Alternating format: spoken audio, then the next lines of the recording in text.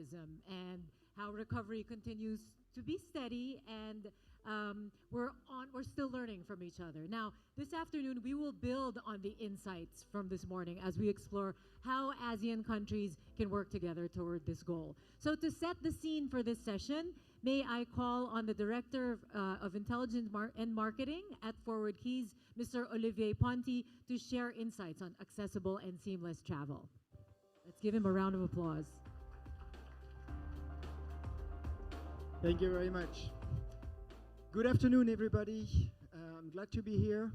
I'm glad that the technology is working. Now, look, what I'm going to tell you in just a few seconds is that Amadeus is the biggest travel IT company in the world. So I want to stress that we have nothing to do with the problems and everything to do with the solution. All right, so what's the plan for today? Well, we're going to look at how data can help destinations and travel professionals at large make better decisions. We're talking about seamless travel.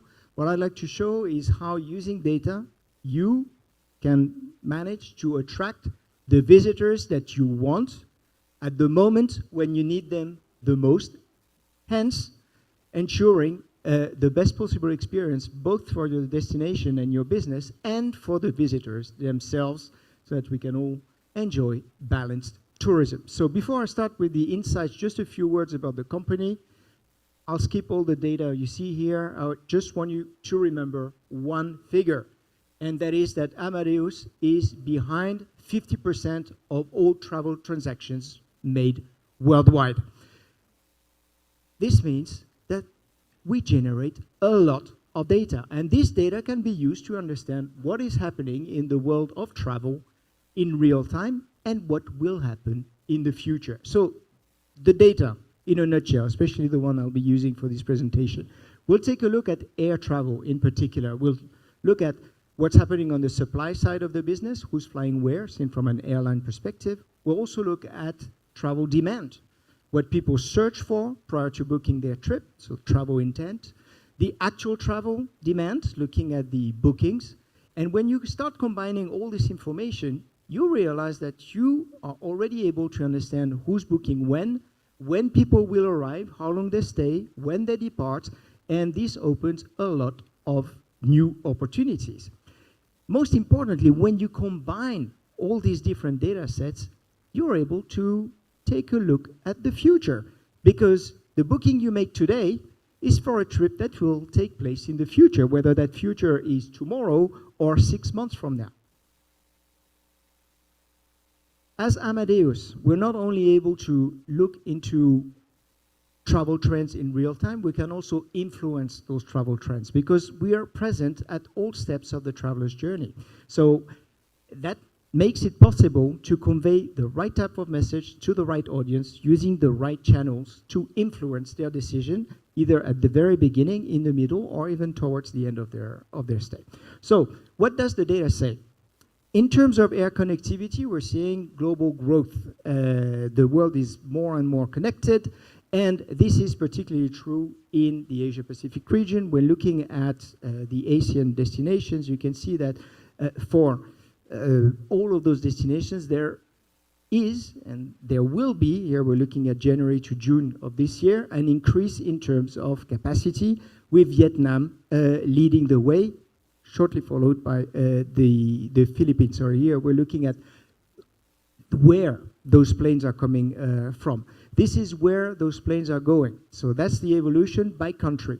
And what I find particularly interesting here is to see that we're looking both at bigger destinations in terms of air capacity, air connectivity, and smaller destinations. Top performer is Myanmar. Small air connectivity, but strong growth. Second best performer is Malaysia. Big connectivity already and growing fast as well, and so on and so on. So the whole region is benefiting from this boost in air connectivity. One thing that should be clear for everybody is that the evolution of air connectivity is not something which is linear. If you take the example of the Philippines, somehow the slide is not displayed correctly, but this is what I want you to look at. This, new routes, 12, dropped routes, 21. So actually, there are less routes now than there were in the past. But the overall capacity, the number of seats available, increases by 10%. How does this work? Well, seen from an airline perspective, what really matters is the profitability of a route. So you need to focus on the routes that have the strongest commercial appeal. And this is what the airlines are doing. And when you're a destination, you need to have that very, very clear in mind. This is a very fast-changing landscape. Let's take a look at the demand now and identify the opportunities. We've seen already before, earlier this morning, how important the region is for the region itself. So I'll skip that for now. What I would like to stress is that if you want to diversify your markets, there's definitely a strong card to play, a good card to play in Europe, where you can see here that the searches, so the travel intent from Europeans is very, very strong. And then we've got a few source markets in the Middle East, for example, which are strong, and also in North America. So plenty of new opportunities here. We've heard also this morning how important it was for a destination like the Philippines to attract the visitors that have the strongest economic impact on the destination. And one way to look into this is to look at how long they stay at the destination.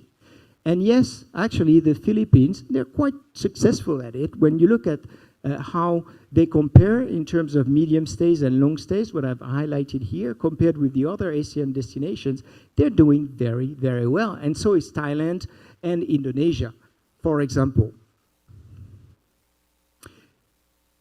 One way to keep growing the business is to try and flatten the seasonality line. We've seen earlier today that seasonality here was less pronounced than in other parts of the world, but there is still some seasonality. You can see it here with the Philippines. And it's not because you're doing well that you can't do better. Actually, when looking at competing destinations or alternative destinations like Indonesia and Malaysia, you can see that they managed to attract a lot of visitors during the Philippines' low season. So how could data help us here identify the biggest opportunities? So we've got some algorithms. I'll make it short and simple. You say, hey, my destination is similar to several other destinations. In this case, we chose Indonesia and Malaysia. I'd like to focus on the period where I get the least visitors, so September to November in the case of the Philippines. Give me one long-haul market I could focus on to grow my business in this period, and tell me how much additional business I could get. The result, Germany. Really big opportunity for the Philippines on the German market. And it gets even better because we've only focused on that part here that you can see on the chart, which is in gray, the low season. There are 99,000, almost 100,000 additional stays you could gain. But the shaded area in the chart shows that there is a lot more business to be done even prior to this period. So Germany, if it's not on your radar and you're a travel professional in the Philippines, make sure you change your priorities because there's really good business here to be made. Segmentation. We'll talk about it in a minute, but connectivity, and here I'll go very fast. There are three different ways of looking at opportunities when thinking in terms of air connectivity. Here we're mixing capacity and travel intent. And we identify on the top left of this chart the underused routes. That's where there's connectivity, but not enough travel intent. What do you do? Well, you need to boost that travel intent today to fill up the planes. It's a great short-term opportunity. Bottom right of the chart, the underserved routes. That's where there is strong travel intent, but not enough capacity. There's some capacity, but you could gain extra business by increasing the frequency, having more seats, etc. So what do we see? On the short-term opportunity front, plenty of opportunities in the region. Hong Kong, Singapore, Tokyo, Taipei, Bangkok, and many others represent really good short-term opportunities. On the midterm, so the underserved routes, you've got destinations in North America and in the Middle East. I'll skip this one, but you'll get the presentation later if you're interested. And I move to the last scenario, which is strong travel intent and zero direct connectivity. It doesn't mean that those people are not going to get to the destination. It just means that it's going to take them longer and that they are going to pay more. And here, clearly, you've got plenty of European destinations. Segmentation is key. Why? Because not everybody is using the same information channels, is booking in the same way, is behaving in the same manner. So looking at how people travel, for example, are we talking about couples? Well, Thailand, Indonesia are really strong on couples, while Vietnam is much stronger on families and groups. You can also look at the age categories. And here, you can see that the Philippines attract a more mature audience than Indonesia. Very important for your communication. Also important to know, because these different segments are not visiting destinations at the same time. The young people, they tend to visit during the peak season. The older generations, they are more likely to visit during the shoulder seasons. Premium travel is also very important, because those are the people that are spending the most at the destination, so understand who they are, and most importantly, understand how people book. So in the Philippines, most people book with a lot of anticipation, more than 1 month in advance. But it's worth it to delve further into the data, because if you look at Hong Kong, people traveling from Hong Kong to the Philippines, here you can see that there are a lot more last-minute decisions being made. So how does this work? Well, you can go even deeper and look at when people are searching. Those are the peaks you can see here. So your business, your destination, if it's not top of mind at these key moments, you're losing business, because the bookings are taking place shortly afterwards and not always with the same time. So know your market so that you can use your marketing budget in the best possible way. One way to waste budget is, for example, to drive travel intent at moments when there is no capacity. This is what happened here with the Hong Kong market towards the end of the year. Strong travel intent, but hey, the prices had gone up like crazy and people were not booking. So this travel intent did not convert. So the outlook looks really bright for the region.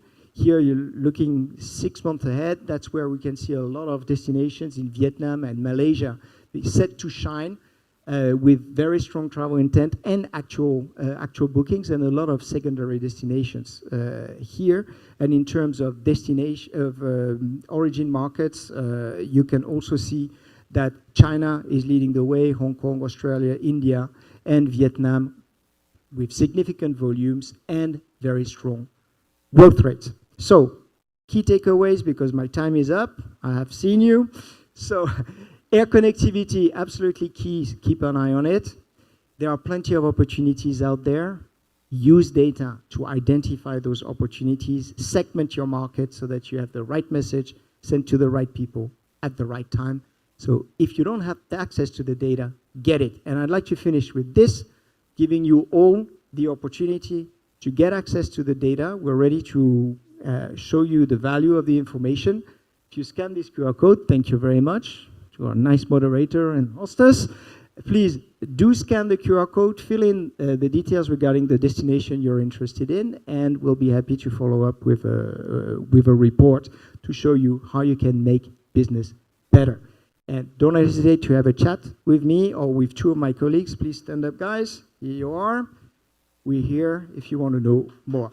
Thank you very much for your attention. Thank you. Thank you, Olivier Ponty. Olivier, please take a seat. And thank you for your generosity already with your team as well. So anytime you need data about your particular countries, hey, the QR code says you can get it for free. Thank you again to Forward Keys. Hi, everyone. My name's Isa Litton, and I will be the moderator for this panel. Allow me to introduce my panelists joining Olivier Ponty.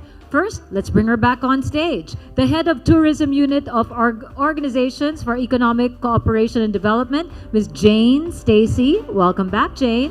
And joining us, we have Cebu Pacific Air's Marketing Director, Michelle Eve de Guzman, and Philippine Airlines Vice President for Corporate Affairs, Bud Britannico. Two of the country's finest airlines on my panel tonight.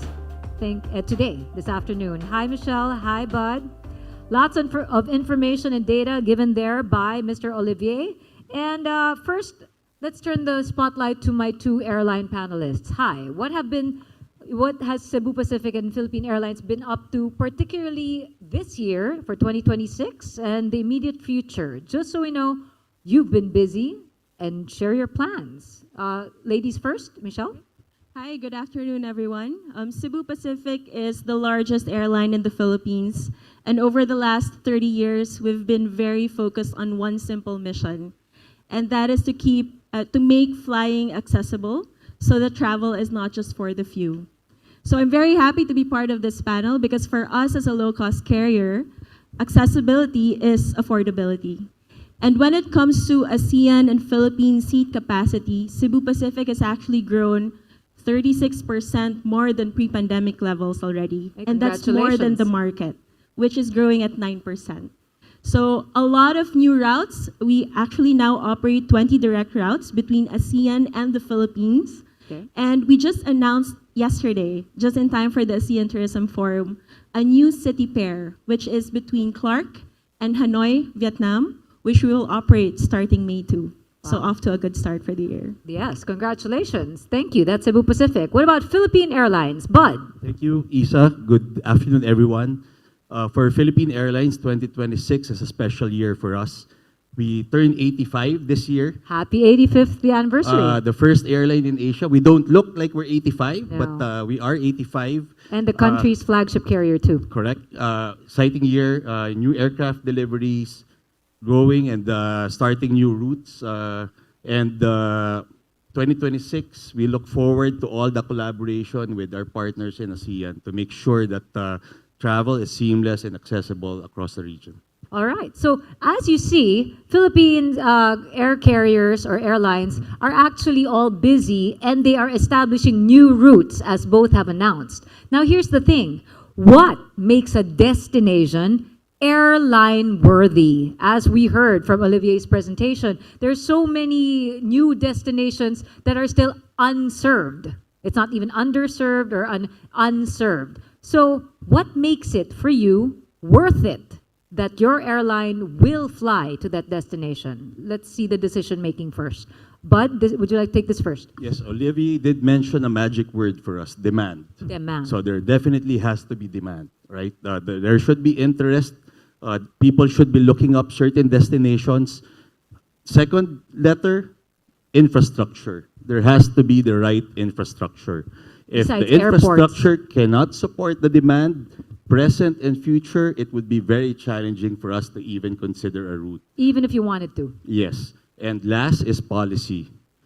Even by the stroke of a pen, a lot of things can change for certain destinations for airlines, whether it's taxation, whether it's just the ease of travel, biometrics, taking out all the friction. So for us, if you're thinking like an airline, those three words, demand, infrastructure, and policy are key for us. All right. Michelle, would you like to add? And fully agree. To add to that, there is that aspect of secondary airports. Another thing that we consider would be, is there a growing catchment?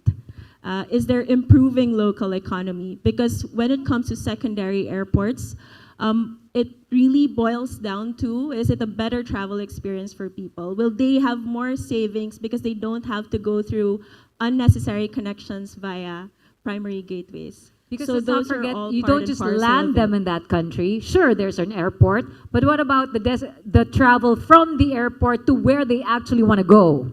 That's part of Yes, that's seamless part of travel it. and accessibility as well. So that's an entirely different matter altogether. Yes, and I think Olivier would probably have more information on that, or maybe Jane. Yeah, because so far we're talking about airlines. But I like how Michelle already stressed the point. Okay, you may be worthy that I get to your country or even main city. However, it takes so long, so far. How do I get to the inner workings of that country or that market?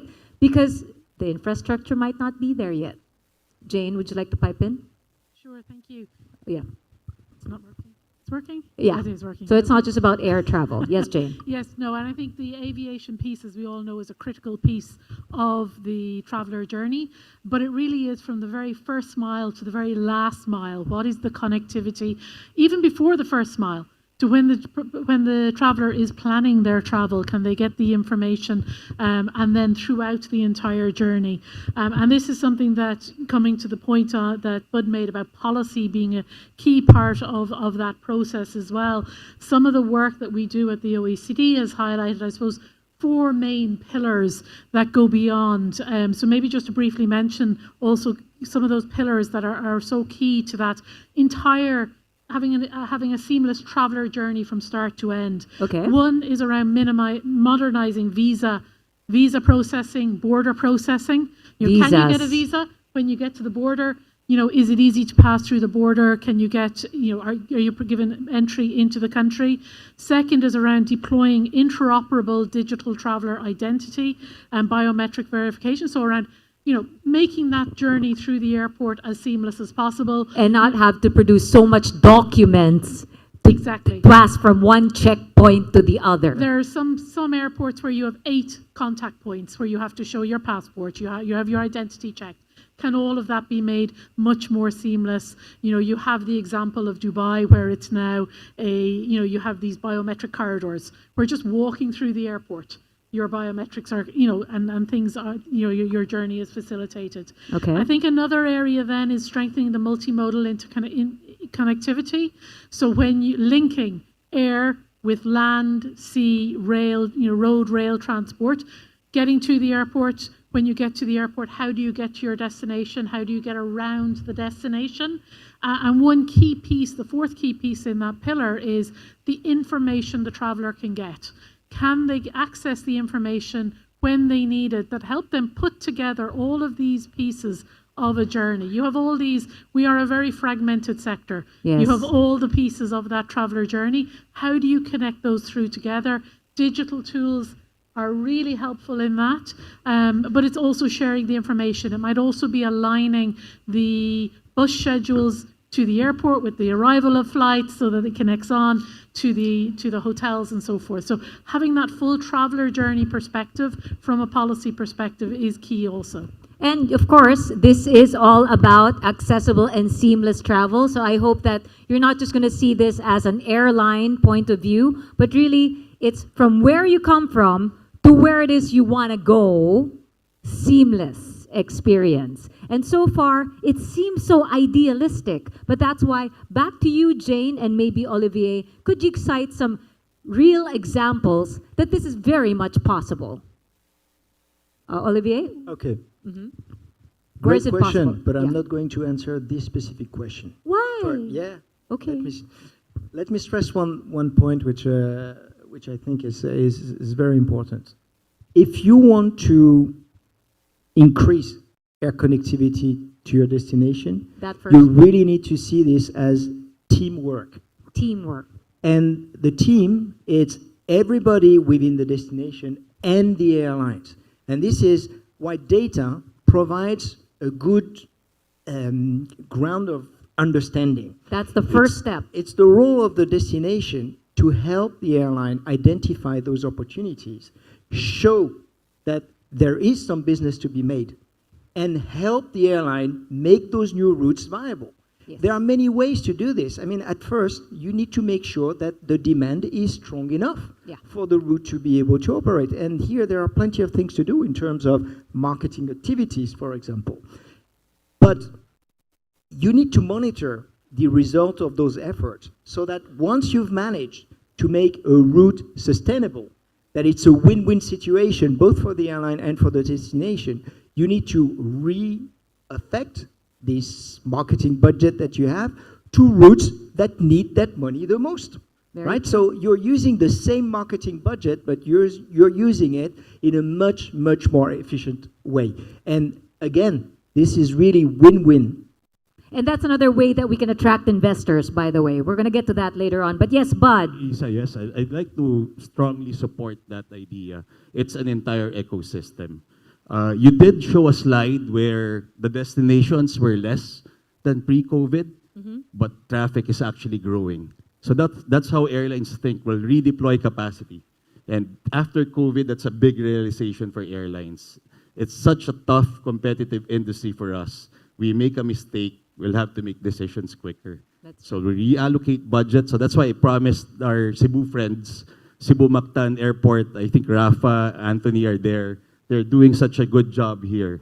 Trying to market, talk to the airlines, where to fly. They're seeing it also from the point of view of the airlines because that ecosystem is important for us.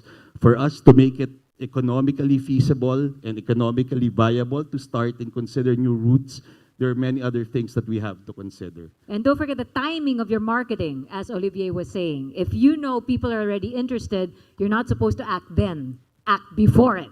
Because the timing of your marketing should make an impact. So yes, Michelle. Fully agree, and shout out again to Cebu because Cebu is like we operate the widest network here out of Cebu, whether it's domestic or international, and it's because of it's for a reason. Agree on the teamwork piece because most of the discussions are usually on new routes, but the real work is actually on sustaining the routes, and that takes a village. And that's really where the airlines, including Cebu Pacific, need the support from stakeholders, whether it's on route development, matching it with destination readiness. Those are key to make it work. Thank you for bringing that up because that is another issue that I wonder if you caught. There's dropped routes. And that's sad. Because like what Bud was saying, you already put in the time, the investment, and then you had to drop it. So you want to take us through that? So maybe it'll lessen? Because 12 new, but 21 dropped. Like that's not a good... Well, airlines grow several ways, right? Adding new flights, getting bigger planes. So that's why you're probably seeing the numbers increase. But some of the destinations you see, they're struggling. And then you have to understand why. What are the factors? Is it accessibility? For example, in our case, London, right? So we had to suspend London after the pandemic. For people from the UK, it's easy to go here. But for Filipinos, it's difficult to go there. So there's also the directionality involved. So all that seasonality, all that directionality, that can be a weakness, that can also be an opportunity. So if you get more access, like the one recent development with China, that opens up again a lot of opportunities, then you'll see airlines really start to consider and say, hey, these are the destinations we're going to take a look at. These are where we will deploy our investment on our aircraft. Yes, Olivier. It's critical what you've mentioned here, the directionality. If you want the route to work, it's much easier when you've got people flying in both directions. And this just is one why, way. piggybacking on what Jane said earlier, removing all those obstacles, all the paperwork, etc., facilitating travel from a regulatory perspective can make a big difference. In fact, everywhere we see visa regulations being lifted, we see a boost on the demand front. So there's really a key role to play from destinations and governments to facilitate travel by putting in place the right type of regulation. And here's another wake-up call, everybody. Sure, we're going to go teamwork. That's why we have here the ASEAN Summit. We can get dialogues and conversations going. However, let's not forget the actual hardware. There's a shortage on airplanes. You'd like to touch on that? Yes, actually, the team already said something on timing, right? And one of the biggest assets of the airline is really our fleet. So if we have a very limited fleet or we only have a certain number of aircraft deliveries for the year, we have to be very deliberate about which destinations those are deployed. If it doesn't work in maybe like a couple of months' time, a couple of years' time, then we'll really have to shift that elsewhere. So that's really where the immediate and stakeholder engagement is needed because we have a very critical timeline to make a route profitable enough for us to sustain it for the longer term. Actually, Bud, you want to share what you told me over the table? When will you get if you order now, you'll only get the plane when? Well, you probably need to order now to get a plane in 2030, 2031. Wow. So it takes a great deal of planning to actually get the hardware ready. So it takes collaboration, everybody agreeing on the same numbers, on the same objectives, and really having a plan and putting that forward. But still, there is still opportunity. So, for example, for certain destinations like Siargao, Coron, growing, but the unfortunate thing is the infrastructure is not there. Runways are short. We can only fly small planes only in the daytime. We have planes available, but unfortunately, I mentioned that other thing, infrastructure and maybe policy. If everybody agrees, these are priorities, then everybody can benefit from all that opportunity. Olivier, were you wanting to add? Yes.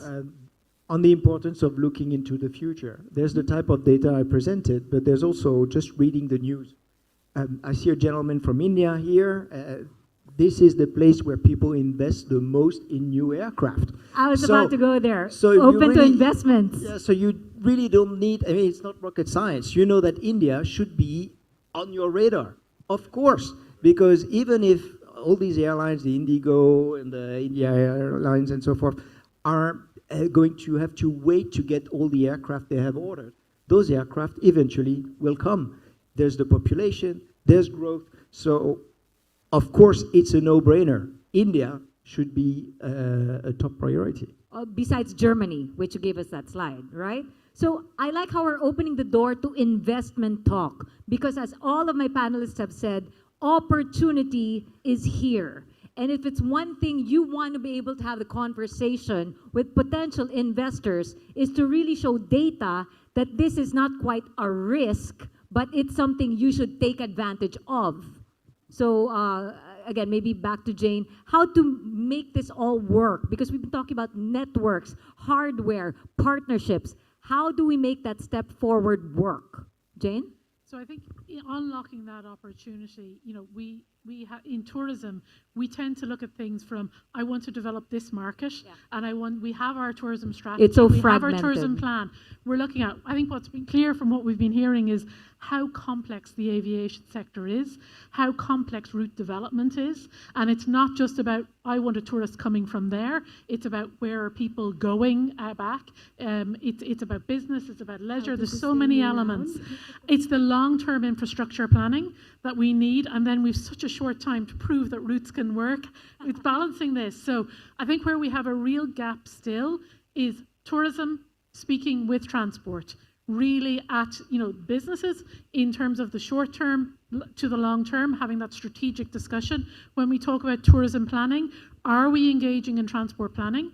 There is, when we have a tourism strategy, are we engaging with the ministries of tourism on the transport strategy? We're doing that now. When the transport strategy for a country is being developed, is tourism being considered in terms of how the infrastructure is being developed, what the forecasts are, what the projections are? I think that's still a real gap that is there. From the perspective, we at the OECD, we have an international transport forum. So what we really try and do is link our international transport forum with our tourism committee. So we're having this dialogue. I don't want to open a can of worms, it's not the discussion here, but for example, one of these discussions at the moment is also about decarbonisation. As we're talking about transport, it's for the sustainability discussion. That's for the last and panel how can today. we manage that as well? Yeah, sustainability. Yeah, and So- to add to Jane, that's actually Sorry, can we turn on the mic, Michelle? Thank you. that's actually the policy reform that we want to move forward with, or at least bring forth, because it's really the formalization of the Tourism and Transport Task Force. Because right now, I think it's an ad hoc meeting, but if you make it as like an ASEAN mechanism that has like credible milestones and things to watch out for in a regular cadence, then a lot more things can happen, especially infrastructure investments. Because for us, for example, and in the Philippine context, airports becoming more jet capable, those things take time, and it will really help airlines such as Cebu Pacific if that task force would be in place. Okay, so we're already jumping ahead to actually my last question to wrap things up. That's a lot of information to see the inner workings of simply getting one traveler from one place to another. It's not just the demand, it's really how can we get this done? And for the big players who make it happen, obviously there's a lot to consider. Now we have the ATSP as our roadmap. There are some gaps. We are acknowledging that. to make it happen, at least within 2026 to 2027, Michelle already touched on it. You said you needed to fill in the gap between airline to within. Transport and tourism, and just formalizing that as a task force. So I would like to now give the floor to others, unless you'd like to add also, Michelle. How can we make that extra step of making the ATSP doable? Because you cannot move without the right policy in place. So, Yeah. yes. If I can just add, there's something there on mindset shift as well. Usually when people ask, what do airlines need? They usually refer to incentives or benefits and stuff, or subsidies and stuff like Not just that. But demand. that's more of an accelerator if it's a new route. What will actually be more, what the thing that we should aim for would be sustainable affordability. And that comes from efficient operations, like transparent and fair airport charges, and even reduced cost to travel. That includes taxes as well. You just named 3-4 arms of the government. Thank you. All right. What about you, Bud? Now, really just look at it as an ecosystem. Everybody has a stake in it. Everybody has something to gain, something to lose. The understanding of that, the valuation of that, and really there are some quick wins that everybody will just have to agree on, and certain reforms have to be made. And then, of course, each of the players will have to make a commitment. May I ask one reform from you, Bud? Sorry. If she was about transport, Understanding, for example, cost structures. cost structure. Correct. Okay. Because, clear example, there's talk about now about domestic fares being expensive in the Philippines versus international fares. Most will probably not know or understand that the cost of fuel in the Philippines is X amount versus that of fuel in other ASEAN countries. There's also value-added tax for domestic flights. So if you add all of that, cost of the fuel, which is a substantial portion of the airline's cost, then you add value-added tax, which is a burden to the traveler, that makes it more complicated for whoever wants to travel. So that is part of a bigger fight that our country is currently facing. Thank you very much. Olivier and Jane. One regulatory change I've already mentioned. It's the visa situation. I think that needs to change. Another change I would like to see, more global, is a change in mindset. I would like everyone within this travel and tourism sector to be data-minded and not to be afraid of question what they are doing based on the feedback that they get from the data. This is the only way forward. We've mentioned the importance of teamwork. Teamwork only works if the different people involved trust each other, trust that they're doing their best and that they're working in a professional way. So if you're a marketing organization and you're doing nice promotional campaigns but not really measure the impact of those campaigns for your destinations, for all the people in the organization involved, like the airlines, this is a waste of money. So build your credibility, invest in data, and make sure that you can work efficiently with all the other players involved in that travel ecosystem. There you go. Data is gold. Okay. And Jane. Coordinated tourism and transport planning at national level, but also at the local level. So come You all brought the it back to points. Michelle, Come yeah. back to the points that Michelle was making, Bud was making, Olivier were making. All of that action, all those actions require that coordination. And in the case of visas, coordination also with the ministry responsible for national security and for visa processing. That's the full circle moment for me. Again, from big to small, from national, international, to national, to local. It is all about interconnectivity and cooperation. Hence, our tourism summit. Let's get those conversations going, everybody. A round of applause for my panel, please. That is, again, all about accessible and seamless travel. May I have a photo opportunity, please? Bud, Michelle, Olivier, and Jane. Nicely done. Thank you very, very much. Smile for the cameras. Thank you. How about a round of applause for this panel? Thank you for your generosity, being very impactful, and I love how most of the heads here have been nodding the whole time. That's just the first of this afternoon. We have two more coming up, and then my fireside chat on investment opportunities and advice. But who do we have next, may I ask? Thank you. Hi, Mitzi.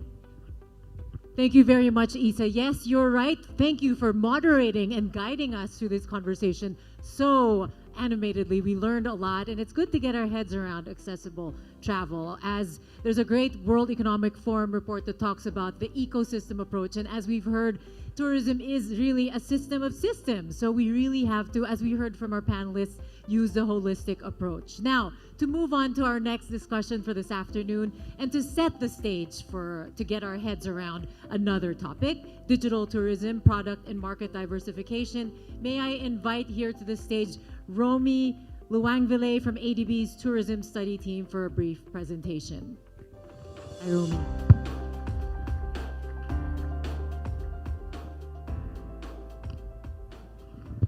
I guess before I get started, I just want to know, who works in marketing in the room, or is it just me? Okay, good. Hey, girl. Okay, so I'm going to go over my slide. So I'm going to talk about marketing strategies to make the Southeast Asia region more resilient and kind of bring growth back. And I want to go beyond just conceptual ideas in terms of how we can make those more actionable for whether you're a part of the member states within ASEAN, or if you're a hotelier or a restaurant, airline, whatever your product or brand is. I want to make sure that you walk away from here knowing there's actionable items. Wait, okay, sorry. The first slide is actually a continuation from the last panel. I think Issa talked about a great point about knowing when to really distribute your marketing. I think that's the one flaw that a lot of marketers forget, is that they tend to kind of just market at random times. You miss out on a big opportunity when you do that. So the first thing I want to kind of go over is the updated, modified consumer journey. This is more kind of catered toward the mobile and digitally native audience in today's society. And what I'm meaning by that is more Gen Z and millennials. So a lot of times now, I would say discovery and research are going to be very socially heavy. Oh, sorry, let me take a little step back there. In this new modified version, every touch point has a digital or has a mobile interaction. It's no longer good enough just to get people to your destination or to your actual product. Now we have to consider, once they get to your destination, what do they do? And how can we get them to actually promote us? That's going to be the main takeaway from this slide that I want everyone to kind of walk away from. So again, with the first two phases, discovery and research, that's going to be where social media really comes into play. Social media isn't anything new, but now we have to really focus on the content. What do we want to promote? Are we going to promote another beach destination? Or are we putting another luxury hotel? Whatever it is, we need to make sure that it's social and it's also discoverable. One main thing that's been updated in the recent years is that social media is now searchable on Google, Yahoo, and Google and Yahoo and Bing. Before, if you research anything on Google, very rarely Instagram or TikTok showed up. Now it's one of the first top search engine results when you Google anything. So this is just emphasizing that social media is a lot more important in today's marketing world. So whether it's your TikTok video, your influencer content, or even your blog post, it really needs to match the phrase, the key terms, and everything that everyone's talking about. And then you move on to booking and experience. So this is what I mean by it's no longer good enough to get people to your destination or to your product. Once they get there, you can't forget about them being else. They all have an Instagrammable section, and that's an area of their business where it's beautifully designed just for that, for Instagram. You want to have that. That way you're posting and you're sharing content. And then you start the loop back over again. So that's going to be the key thing in this modified consumer journey. So again, every phase here has a digital or a mobile touch point. Another element I want to address is the booking part as well. You need to think about your mobile booking engine. A lot of research is done on your mobile phone, which brings me to the next phase. I understand that a lot of times marketing resources, marketing budget's very limited. So what we did is kind of focus on the sorry, this is really loud. It's kind of throwing me off. So, let me put it right here. Yeah, it was like kind of loud. So the priorities that we want to highlight are going to be your performance marketing and your mobile optimization. And what that means is your website needs to be able to be mobile friendly. That includes your booking engine and your paid campaigns. A lot of times marketers tend to launch campaigns that are good for your web browser, your laptop, even traditional advertising mediums like TV and billboard. But what people don't realize is that 70% of people are doing research on their mobile phone. If they're researching your brand and they go to your website and it's not mobile friendly, you lose that 70%. So same thing with your ad campaign. Your advertising campaign also has to be mobile friendly. And the second priority is going to be your CRM database. That's stuff like HubSpot, your Salesforce, or any other tools out there like MailChimp. There's research saying 57% of travelers, they want personalized data. They want to make sure the messaging is catered to them, and using a CRM database is a great way just to do that. You want to deliver the right message to the right people. You don't want to deliver any messaging about leisure to your business traveler and vice versa. And then the third phase is going to be your influencer content. I always say I have a love-hate with influencers. Okay, I have 5 minutes. I'm going to go really, really fast, as fast as I can. I have a love-hate with influencers, and this is because influencers do a service. They provide exposure, especially as I mentioned earlier. Influencer and social media content is now searchable on Google and search engines. So you want to use influencers to make sure that the exposure is there. But how do we work with them? A lot of them, especially the bigger ones, this is where my hate part comes in, they require big personalities, they require big fees, and then you're kind of like stuck dealing with that. So you kind of have to pick and choose which influencers you want to work with. There's micro influencers that don't have the reach, but they will have the engagement, and they will also have the ability to work on a barter system. And then lastly, it's going to be your data and your partnerships. It's really important to know when to distribute your content. Again, as Issa mentioned in the previous panel, you don't want to distribute content when they're ready to purchase. You want to do it before, in their discovery and their research phase. That's where you want to get them. So making sure you have a marketing focal point focusing on data is a great way to make sure your timing is accurate. So also, when it comes to like marketing, you have to understand your challenges. In the American market, we have millions of dollars on advertising and marketing, but if you don't acknowledge your challenge or limitations, you're spending millions of dollars for no reason. The first three are going to be your political and geopolitical instability. There's a lot of negative chatter, whether it's news, influencers, or even just social media discussions. If it's negative, it will detour your travelers. So it's always good to have a crisis plan in place. That could be how to distribute positive messaging, how to update travelers on safety, etc. The next thing is going to be infrastructure and bottlenecks. So a lot of destinations that I work with, they always want to promote their secondary and tertiary destinations, which is great. We want that as well. But if there's 6, 7 modes of transportation to get there, it kind of defeats the purpose of really promoting that destination. Very few travelers are going to want to travel using an airplane, motorcycle, a boat, another airplane. It just detours it. So making sure that your infrastructure is in place, making sure your infrastructure is in place before you start promoting that secondary and tertiary destinations. And lastly, it's going to be your digital capabilities. Global brands do a great job at promoting their website and social media, but for smaller destinations and smaller businesses, they lack that digital literacy. A lot of times, websites not updated, social media is inconsistent, and in the world of Gen Z and millennials, if they're not updated, you lack your credibility. When you lack your credibility, you don't have the conversions for booking. So just to kind of wrap up my presentation before I get another time warning, is that I want to tie it to the ATSP that we shared earlier. So the priorities in terms of how you can think, especially if you are part of the Southeast Asian region, is to make sure that you're using the proper branding. I know in this conference we use the word ASEAN, but in terms of your general consumer, no one knows what that is. So you can say, come to ASEAN, come to ASEAN. But if you're talking to a regular consumer, they're going to be like, what are you talking about? So make sure that you're using the proper branding, the messaging, and you're accurately promoting the region as Southeast Asia. Another thing is going to be your data-driven messaging, marketing. You want to make sure that the messaging is hitting the right people based off data. There's free tools out there, ChatGPT, Google Search, Google Volume, Meta Insights, etc. And lastly, it's going to be sustainability, inclusivity, and your resilient products.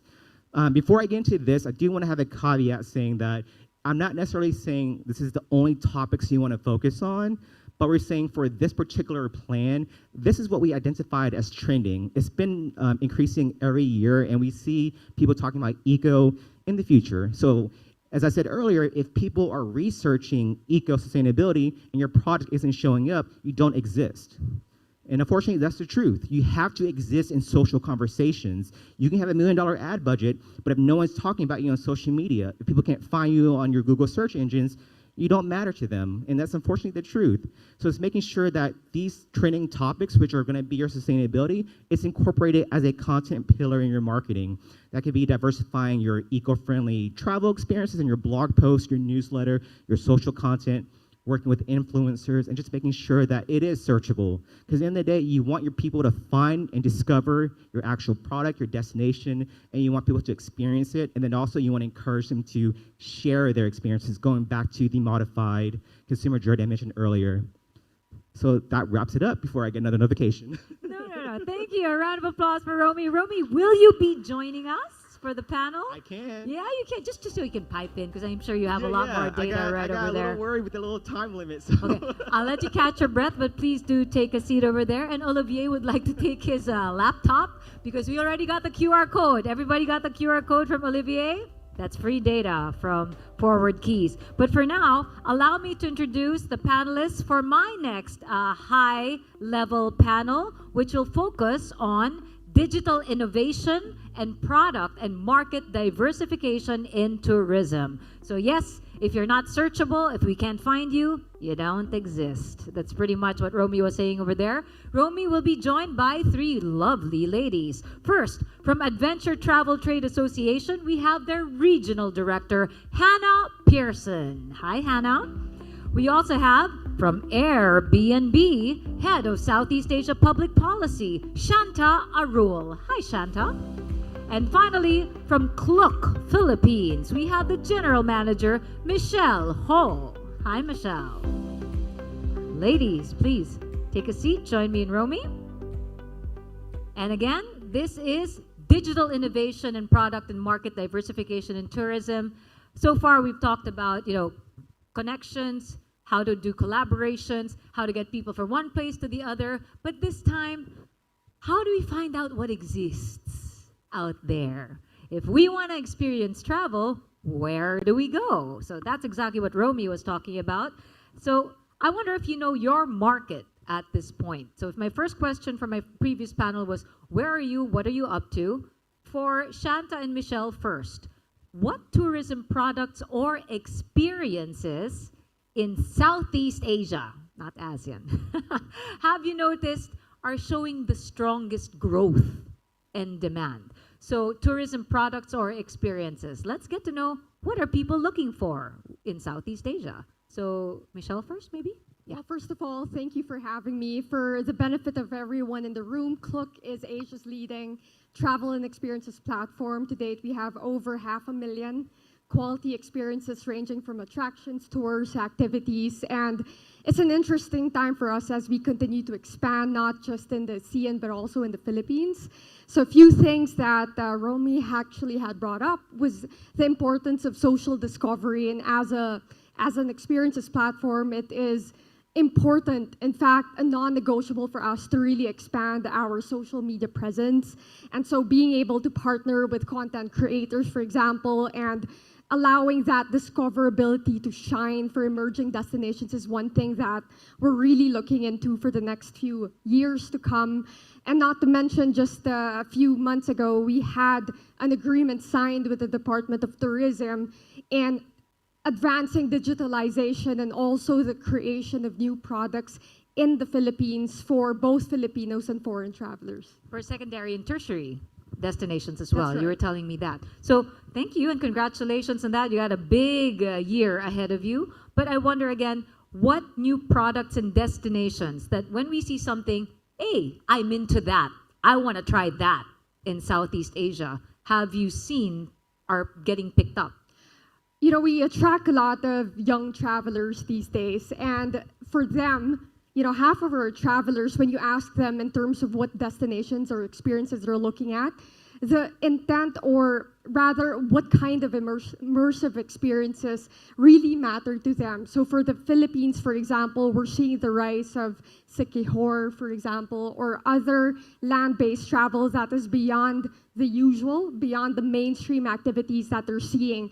And the point of interest is really coming from what they see on social media, what their friends are looking for. And we see that same pattern in other parts of Southeast Asia. For Vietnam, Sapa is growing for us.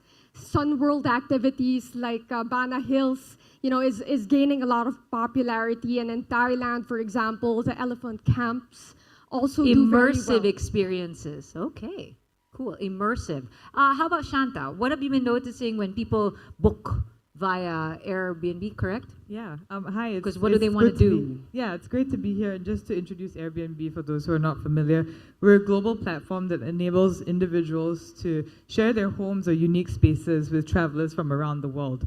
And so, as it's a privilege for us to be able to bring Southeast Asian hospitality to life through homestays.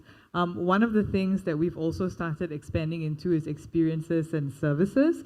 So in addition to staying in somebody's home or space, you can look for bespoke experiences like farm-to-table dining, culinary adventures. That's very immersive. in Yeah, nature or too. traditional art workshops. And these experiences are really curated. They're for small groups and really lends to the trend we're starting to see around the world where people are looking for event-driven travel, nature-led travel, culture-rich gastronomy, right? These are the things that are leading travelers to seek out experiences when they're traveling. So we're trying to follow those trends as we expand into these spaces. Well, that's amazing for the Philippines because again, we just launched the Michelin Guide last year. So gastronomy is definitely now on the market for Philippine tourism marketing. Thank you for that.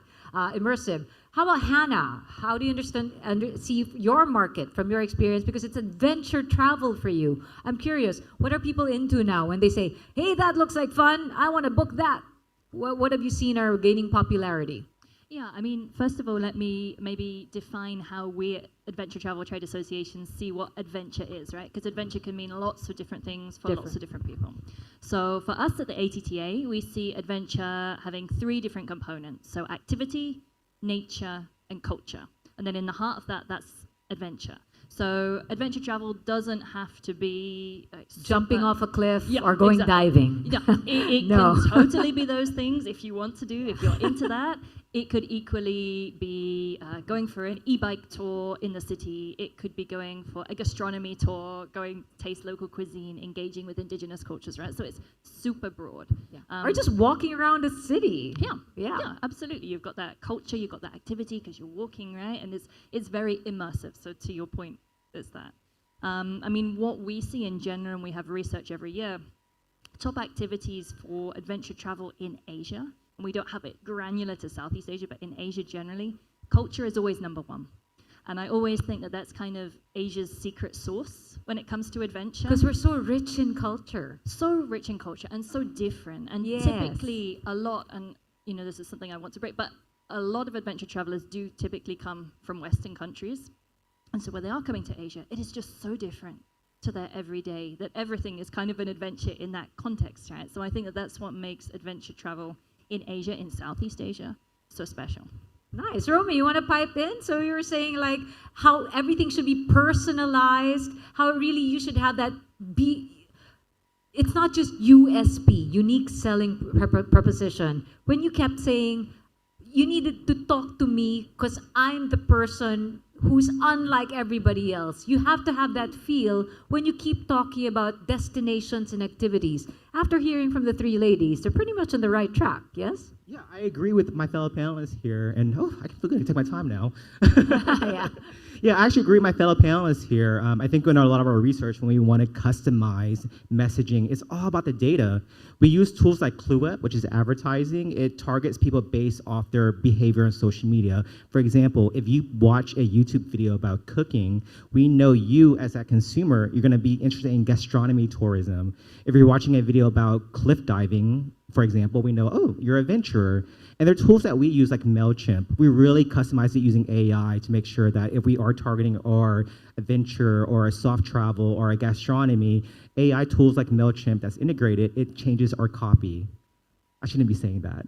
But yeah, it changes our copy for us versus us doing it manually. So using AI tools out there, you can really customize the messaging where you get it and you feel like that we're talking to you. And again, I'm going to amplify saying using social media like influencers, having people that that they look up to, having them kind of verify, yes, I love this experience, I love this activity. It just adds another layer to people wanting to book that experience. Okay, but now let's hit the nail on the head. Timing of what it is you offer. It's actually always there. But how do you attract people to go to you for the downtime? Again, we're looking at the opportunities when it's not always peak season. Because for the three of you, for the three brands that you cover, you should always be in peak season, right? No matter where it is from the world, you want to get that.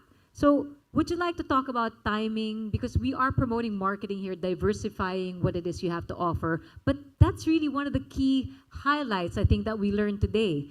You have something, but are you marketing it at the right time to actually feel an impact and make the decision making for the traveler happen? So that's a big insight I personally got since we started this afternoon. So how have your timings been in attracting this market? Would you like to just touch on that a little bit? Back to Michelle, maybe?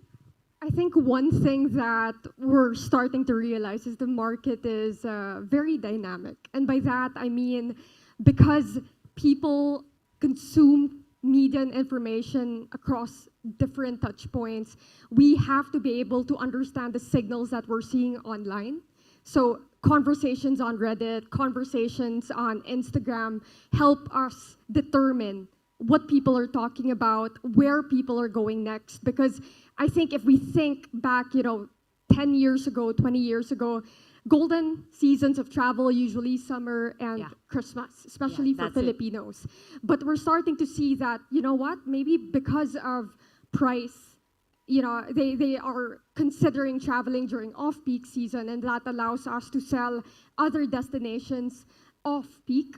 And we listen to these signals. And I think that's why being able to stay agile, being able to see these signals online also help us in terms of product development and really collaborating with our partners on the ground on what type of destinations or experiences we should be prioritizing today. Okay, Shanta or Hannah, pipe in, like when it comes to timings for marketing, to trying to hit a particular market. Well, I'll start out by saying I'm not in marketing, I'm in public policy, but what I can share is just the way we work with governments to help build that resilience and flexibility into tourism agendas to help them plan for particular moments in time and their overall plan, right? So one way we do this is obviously data sharing. So we do work with NTOs.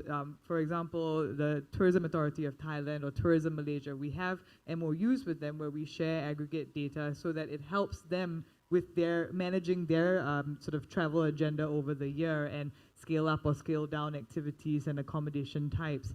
Another way that we work with governments is in supporting those seasonal demand or seasonal surges. So recently we did a partnership with Buriram province, which is a province that is known for sports events.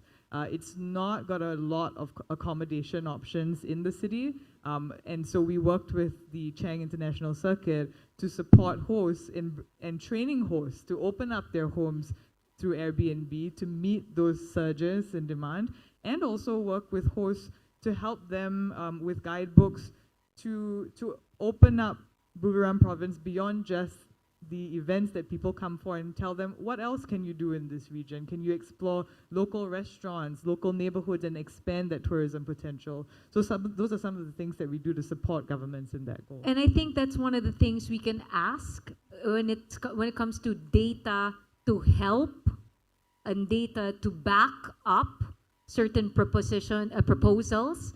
Just again, because we're talking about tourism, and of course it's for the sake of the country, right? So data should be free with that angle. Yeah, exactly, and it's important. I think we've talked a lot about data sharing, but as Olivia had shared earlier, there are so many different traveler profiles, they're attracted to different types of accommodations, they're attracted to different locations and experiences. So it's important to have access to that range of information so that at a national tourism level, you can make effective plans and understand the needs of the travelers that are coming in.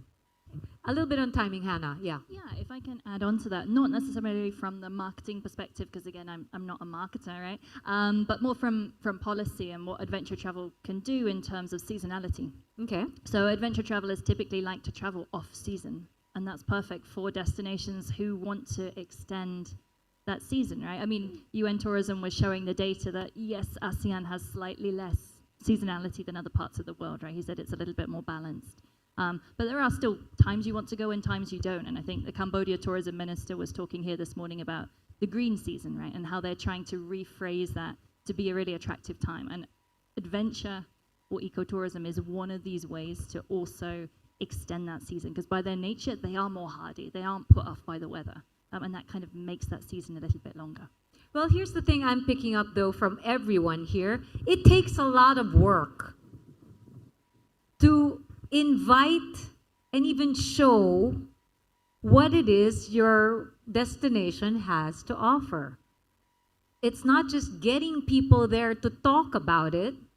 It's really, what part of this are we supposed to capture, personalize, release at a certain moment to reach an impact of a market who'll hopefully, not even guarantee, hopefully book and go there. And what was the last bit?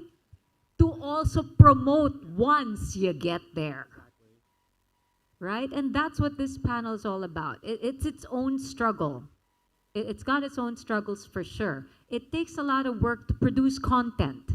It takes a lot of work to come up with a story that you want to share that will say, this is different if you go to this Southeast Asian country compared to this other Southeast Asian country. And it's worth your while. Both stops. How do we resolve something like that? Any tips? Yeah, I would actually echo what Michelle said. I think just listening to social media conversations, and I agree with you, Issa, we should always be on, but there's going to be certain key months that we know we have to kind of plan for. For example, we know the love and wedding season is normally spring. So before we want to promote a romantic destination, for example, we want to do it before spring gets here. That way they're considering your brand. But also, I'm so glad you mentioned Reddit. I'm a big fan of Reddit. A lot of people kind of discount it because it's kind of trolly. But Reddit is where you get a lot of information. You get people where it's saying, I want to travel during this time because it's cheaper. Those people you put in your budget travelers. And then you get people saying, oh, they're still traveling. It's they're okay. still traveling, yeah. There's nothing wrong with budget travel. I'm a budget traveler myself. But no, Reddit is a great place to get those conversations and those insights. That's where how we plan a lot of our distributions too. So yeah, we might promote romantic getaways all year long, but we may allocate more money during certain months to make sure that we hit those targets. Ladies, any thoughts on what I was saying? Yeah, I mean, I think. Sorry, Hannah? Yeah. Yeah, it's okay. I mean, I think you've got this whole B2B layer, right, on top of that, because this a lot of, I mean, Airbnb and Klook are kind of B2C, but you have this whole B2B2C. You're the layer, right, yeah. As well, that you've got to not only influence the consumers, but you've also got to go and influence those big travel wholesalers in those host countries as well to also get excited about that destination, to understand that destination, to be your voice, because you can't be everywhere. Yes, you can do B2B, B2C campaigns, but you know, for some of the high-end trips, again, I'm thinking with my adventure hat on, and they are high-end, you are generally booking that person-to-person, face-to-face, or over the email, but you have that human touch, right? And they need to be able to sell your destination. So you've got to not only influence the end consumers, but you've got to influence the travel trade, which I guess is what ATF Travex is also about as well.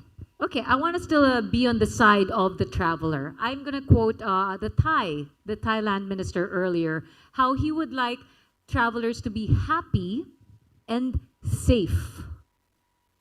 Between the two, happy is a bigger net to cover versus make traveling safe for the traveler. What should that cover from all three of you? What your platforms should be very clear on. Because again, happy is perspective or a matter of taste, but safe is bare minimum. How would you like to address that? Yeah, I mean, for adventure travel, if you don't have safety, people can die, right? It's as simple as that. It's a risky industry. One small accident, and that's it. It's all over the headlines, right? We saw that with Mount Ranjani, the Brazilian hiker last year, with Nepal, with zip lines in India. Everywhere has these little accidents, and once it's gone, that's it, right? And with social media, that amplifies it. So, yes?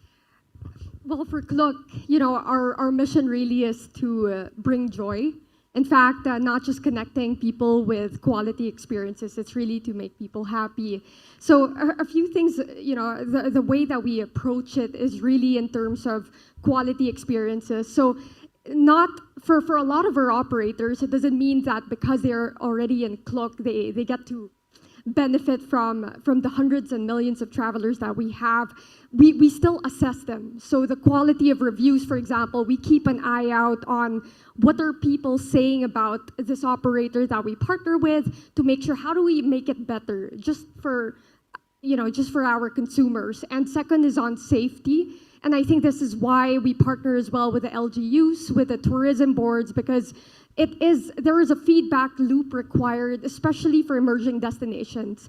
We learn as we go. We develop the right experiences, the safe experiences for our consumers, but that dialogue cannot be a one-way thing, or it cannot also be a one-time event. So we're always there to be able to at least have that dialogue with the LGUs to continually develop new and emerging cities for us. Thanks actually for bringing that up, because nothing spells safety than knowing that the local government is also there to support our tourism experience, right? You don't just get to say, well, we had nothing to do with that, but it's in your city, right? It is in that particular district at the very least. So should anything happen, you should also have it in the back of your head, I'll still be taken care of, even if I'm a foreigner. Yes? So that's one big thing. Sorry, would you like to pipe in also, Chantal? Yeah, I mean, trust is the cornerstone of everything, right? If Trust. guests don't have a good experience or a safe experience, they don't trust your brand and they don't want to use it. So that's key. And so for us, I think there are various ways that we deploy this, from the technology that monitors listings and identifies sort of suspicious activity or behavior on the platform itself, from responding to consumer queries as well as reviews, right? Reviews are a really important part of our platform. How do you know that something is trustable and safe? Looking at reviews and other people's experiences. And when you get negative reviews and feedback, we take those seriously and address them, right? And I think the other piece is also the support that we give our hosts. Because we are a platform that opens up the tourism sector to individuals, we also do a lot to support them in addressing hospitality gaps. How do you be more professional in your experience? How do you also partner with local enforcement agencies around fire or water safety and things like that? And we do partnerships like that and clinics and trainings to support the hosts so that they're providing the best experience they can to the guests who stay with them. I love how very much we are now tied to panel discussion number 2, which was all about the tourism workforce. And you really see the connectivity of all the 5 focus areas of the ATSP. It's not just one, they are all interconnected. Unfortunately, I'm getting waved. I thought I had good time. Okay, just to wrap things up, because it's all about policy, and I was about to ask Romy about how these stories from the 3 ladies should be part of personalizing their product and market diversification, talking about trust and safety. Let's not always forget that just because you're trying to entice people,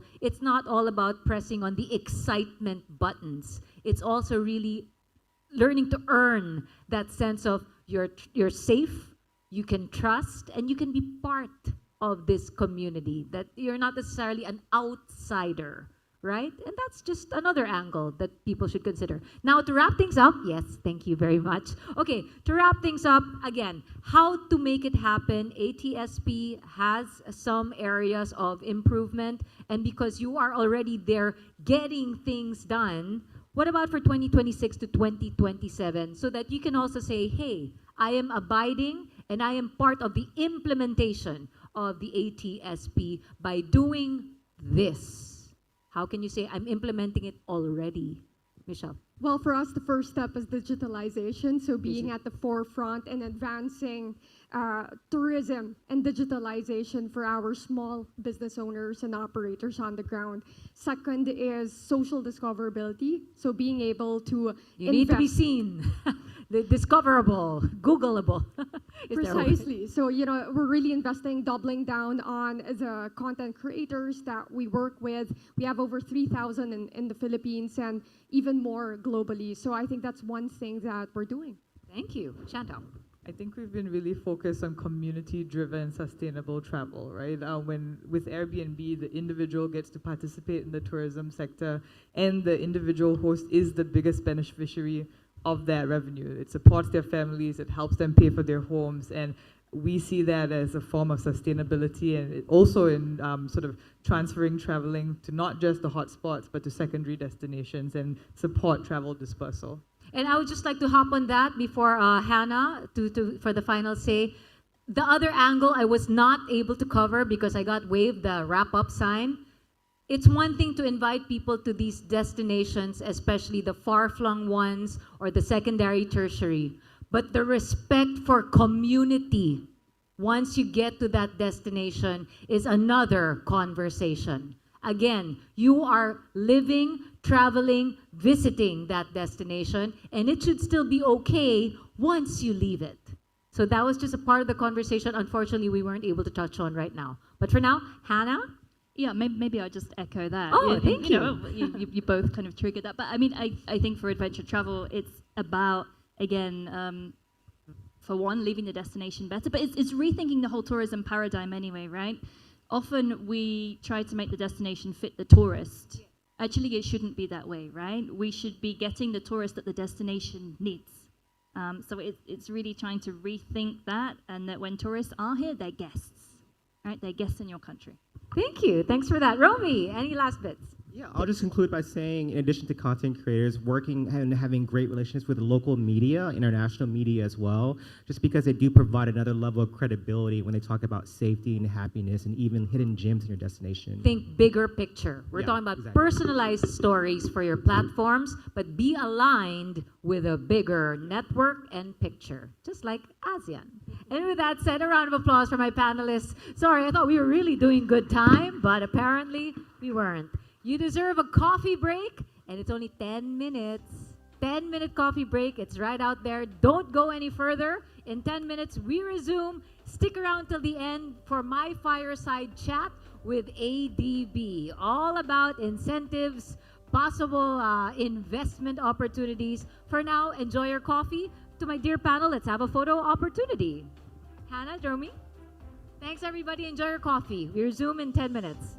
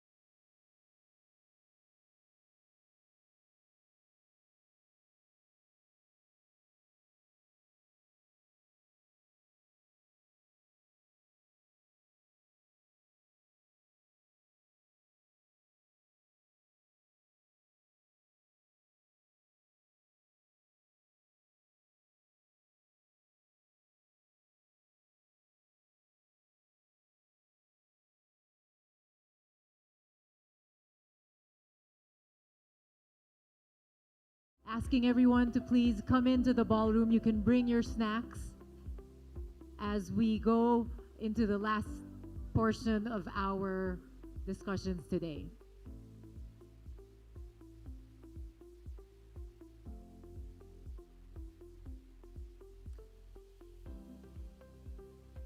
Okay, it's 4:50, so we'll move on to the last leg of our discussions today. Good afternoon, everyone. I hope you are enjoying your merienda. I know there's been a lot of information we've been taking in, too much information, but it's also a great time to network. You've been enjoying talking to colleagues and finding out ways, hopefully, that we can collaborate and work together to achieve the ATSP goals and hopefully get that implemented. So, earlier we talked about accessible and seamless travel. Now we move on to the fifth panel discussion, this time on sustainable tourism. And to set the scene, please welcome Mr. Randy Durbin, CEO of the Global Sustainable Tourism Council, to present key trends and initiatives. Okay, thank you so much. Good afternoon, everyone. Not everybody's back in the room, but I'll just get started. The Global Sustainable Tourism Council, GSTC, first of all, very quickly about us. We were created by two UN agencies, UN Environment and UN Tourism, back in 2007 to create a global language for sustainable tourism. So first and foremost, we manage standards. We become more known for certification, which is annoying, but I'll weave that in a little bit. We believe that if we're going to have the green transition in travel and tourism, we really need systematic approaches, and that's really what we focus on as an organization. And we think of three key ways that you need three practices to be systematic on sustainable tourism.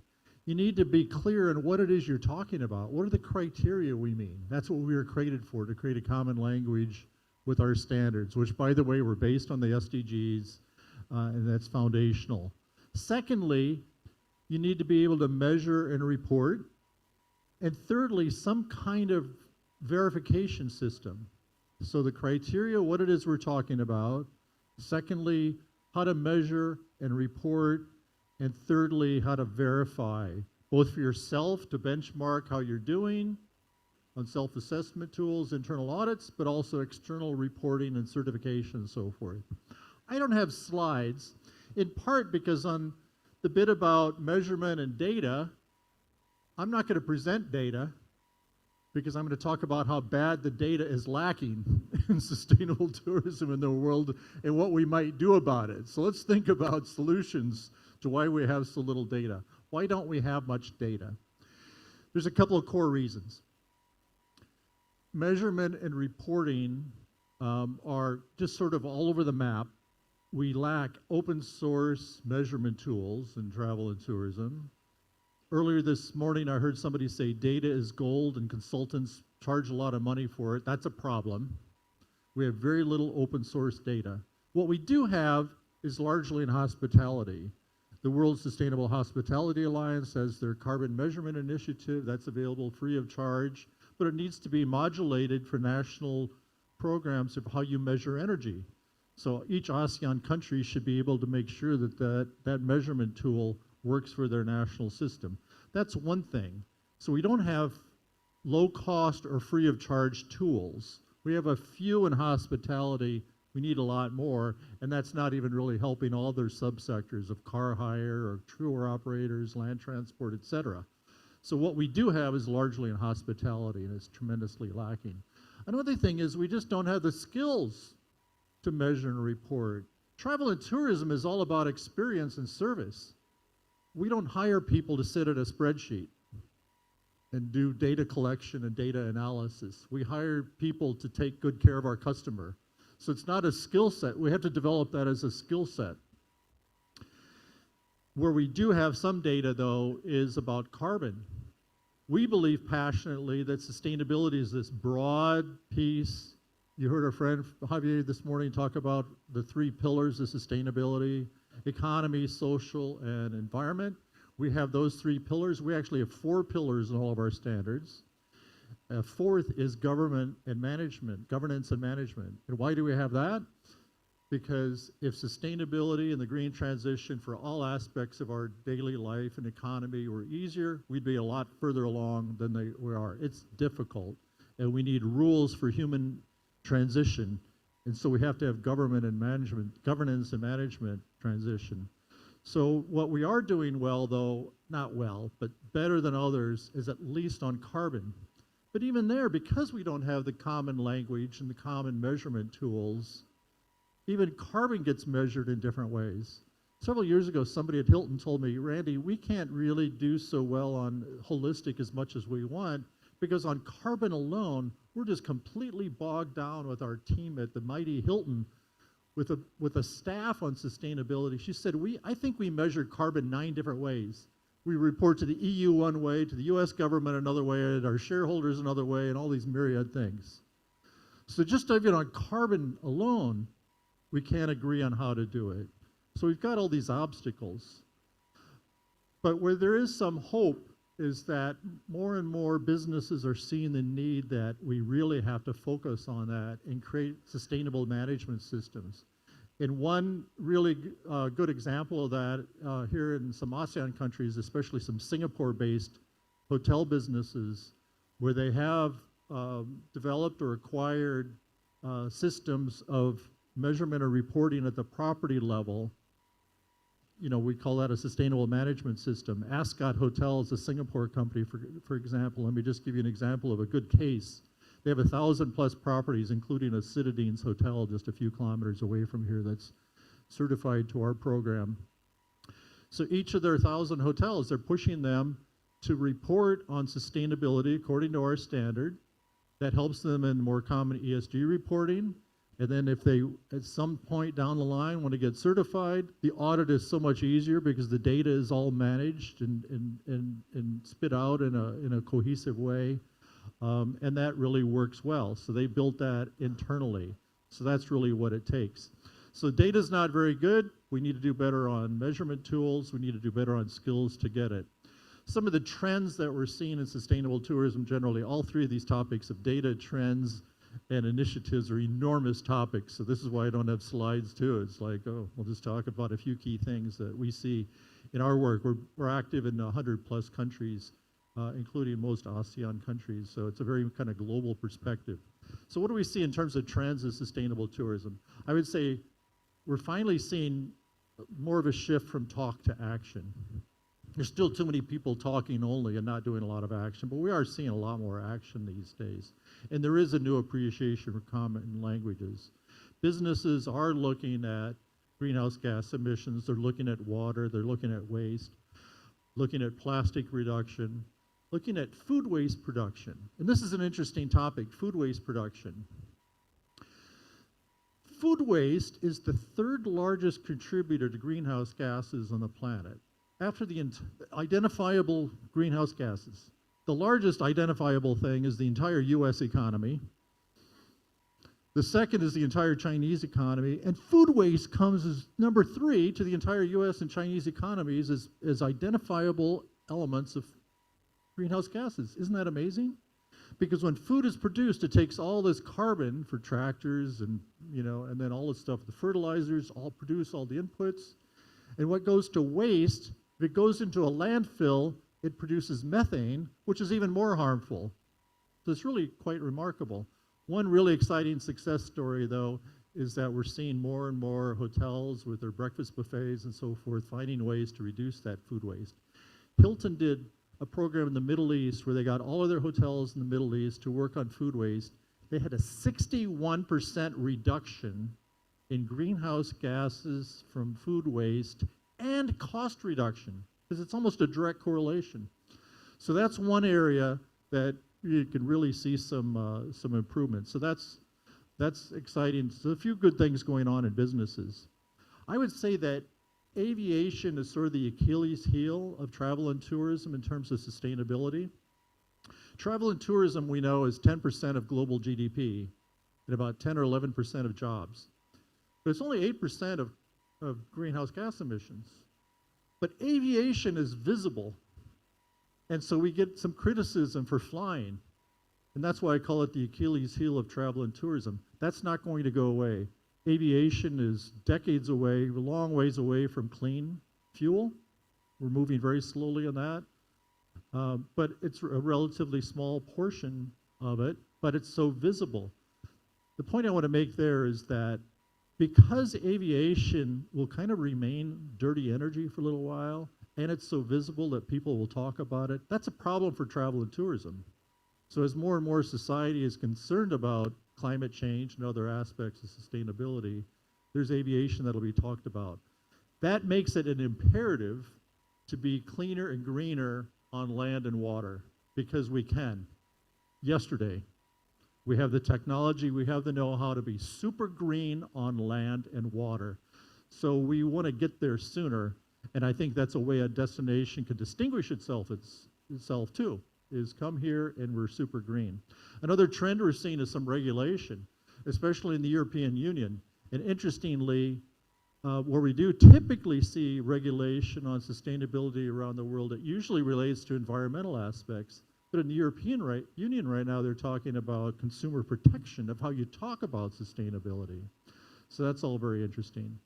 I'll leave you this one thought about really kind of initiatives that we see in the world, is that where we really see some successes and a lesson we learned in our organization in our 19 years, the green transition is difficult. You have to take things step by step. It takes time to go through the whole list of things you should do. It takes time to develop the skills to do it. And so we believe very strongly in a stepwise program that you say, over the course of the next 18 months, our destination or our business are going to work on these 10 elements, and we're going to measure and report them, and we're going to show progress, and we're going to celebrate victories, and then we're going to work on 10 more. And improvement plans is really the key to success is moving forward. So I'll leave it there. My time is quickly up, and so thank you for your attention. Thank you very much, Randy. Please take a seat in one of these chairs. You'll be joining the next panel. You did say this is not an easy task. There are many obstacles, but as we learned from the pandemic, in challenges, there are many opportunities. So that's why we're all here to find ways we can move forward together with more solutions. And that's what we will be talking about as well in this next panel on sustainable development. I'll introduce the other panelists. If you can take your seats here as I call your names. Joining Randy in the panel, we have Yoon Yong Lee, who is the board of directors at the World Toilet Association. We also have Doreen or Rina Alicia Gamboa, president of the Slow Food Movement in Negros. And we have Jamaila Alvarado, secretary of the Bojo Aluginsan Ecotourism Association. Thank you all for joining us, and let me introduce your moderator for this session. We have Maria Cherry Lynn Rodolfo, Tourism Study Team at ADB. Over to you, Cherry. Thank you very much, Mitzi, for that introduction. And thank you, Randy, for that very extensive discussion of sustainability, the difficulties and challenges. But I like his last message. Despite all the difficulties, yes, we can. So I think that's the main purpose of this panel discussion this afternoon, to find, as mentioned by Mitzi, some plausible solutions moving forward, particularly related to the implementation of the ASEAN Tourism Sectoral Plan 2026 to 2030. And for the information of everyone, we're not starting actually from scratch or from zero, because ASEAN has already adopted an ASEAN framework on sustainable tourism and action roadmap on sustainable tourism. But I'd like Randy actually to give us some more insights about sustainability. Is it really a cost or a burden? And when do we say that sustainability becomes a competitive advantage for tourism businesses and operators? And what evidence or market signals convince businesses that it's actually worth investing in? Because as you clearly pointed out, it's actually quite expensive to go through all this process of certifications and global standards. Yeah, let me answer on two sides, cost side and revenue side. There are some costs, I mean, you say to get certified, but there's some costs to be more sustainable. And I think that is a roadblock for a lot of people. Many people think, well, to refit my building as a hotel, I have to spend all this capital to have a more modern energy system. That technology has improved. So those costs are actually much less today than they were just a few years ago. They get cheaper and cheaper all the time. That's one thing. But on the cost side, the example I just gave about food waste production, that hardly costs money at all. That's just a matter of changing some procedures, just learning some techniques of managing how much food leaves the kitchen. So that is direct cost reduction, and there's other ways that costs can be reduced. And one other piece to it is that, I've been in travel and tourism for more than 40 years, mostly in the private sector, marketing and selling travel all over the world.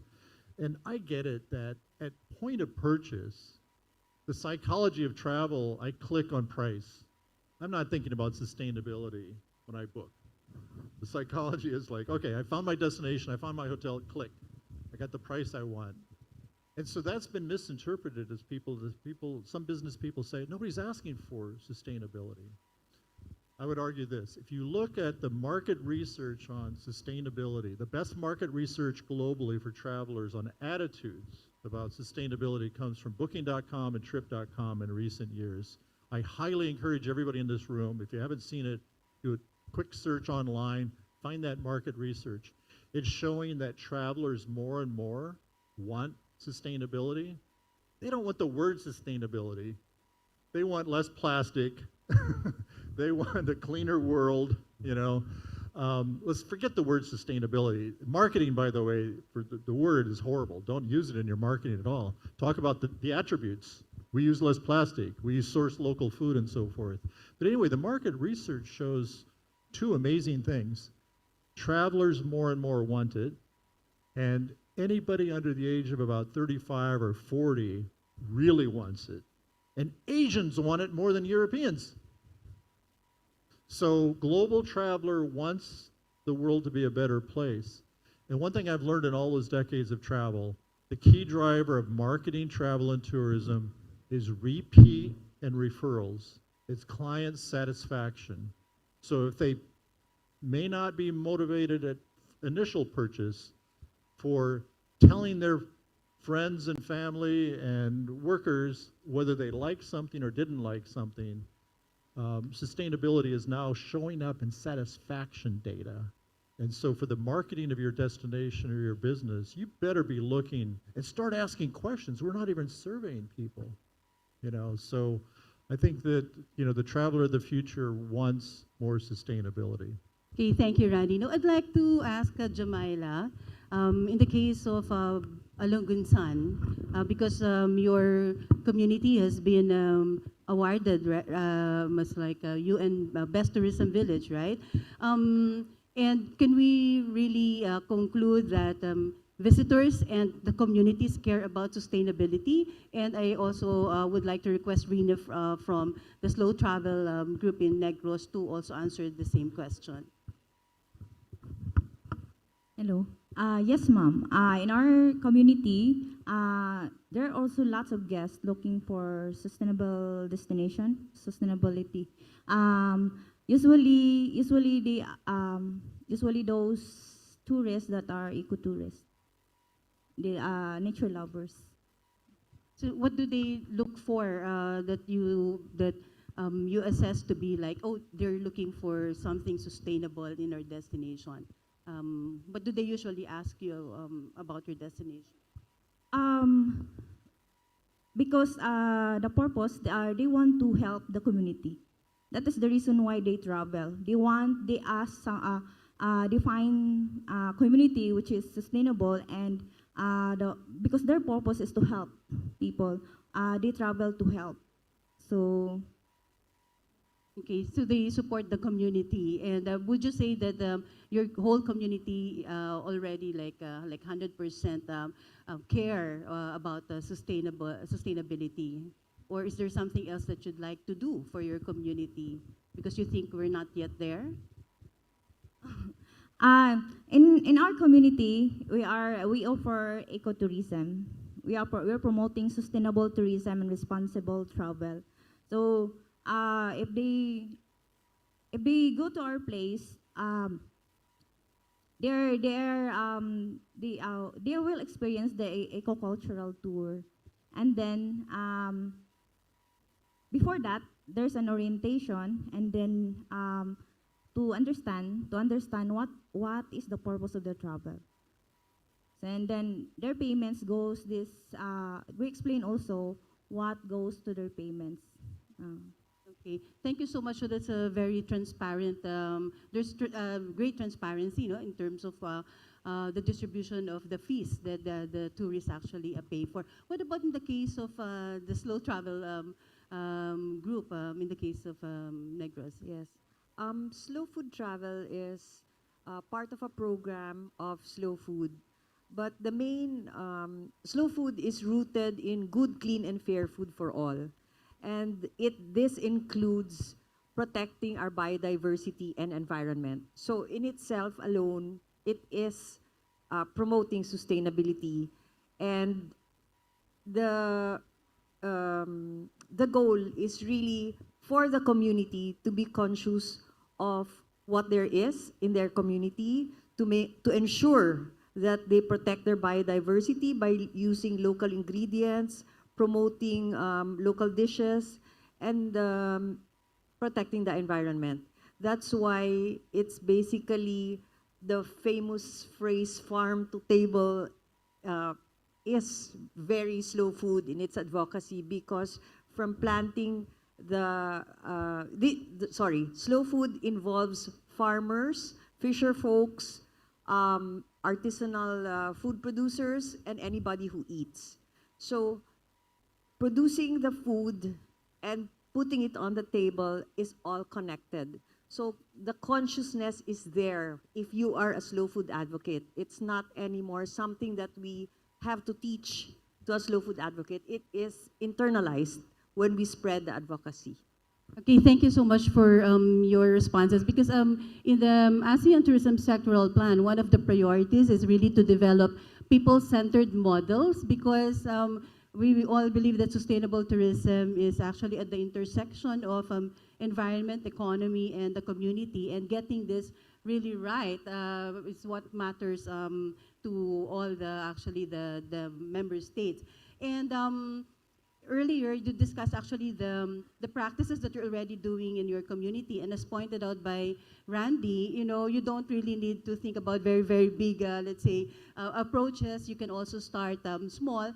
But I'd like to relate it to panel session 1 this morning on resilient tourism, because the panelists discussed a lot about developing destination infrastructure to promote not only resiliency, but also sustainable tourism. So I'd like to ask His Excellency Ambassador Lee, let's talk something fundamental that is often overlooked, and I would refer to the basic services, sanitation. You also add waste management, water systems that are essential for sustainable tourism, but they're not very glamorous to attract enough attention, right?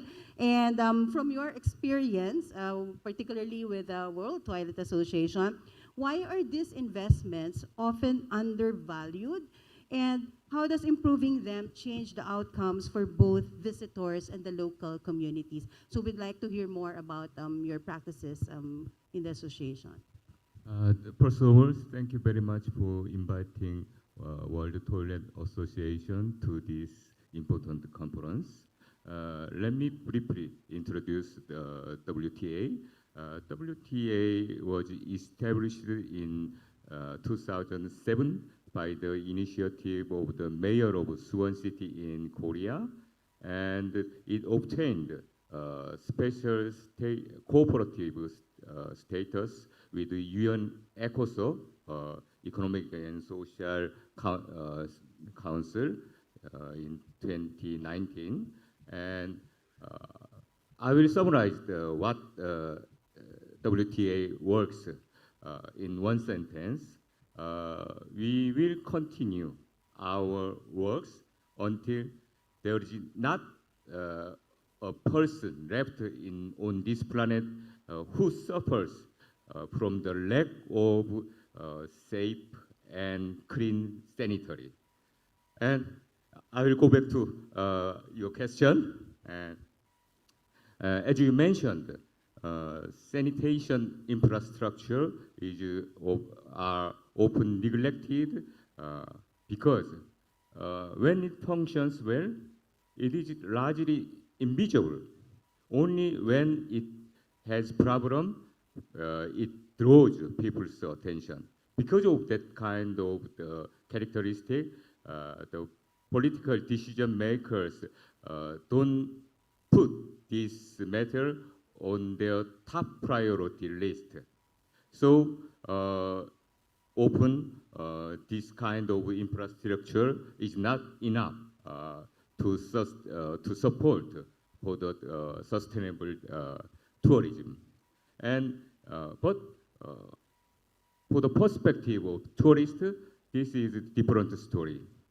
For example, when tourists arrive for a destination, the first encounter and it will be public toilet and sanitation facilities.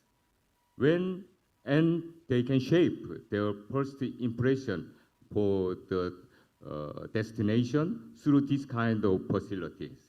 And it can lead their satisfaction and also willingness to return for these cities. And for the local people, also, investment in the infrastructure doesn't mean only upgrading their infrastructure.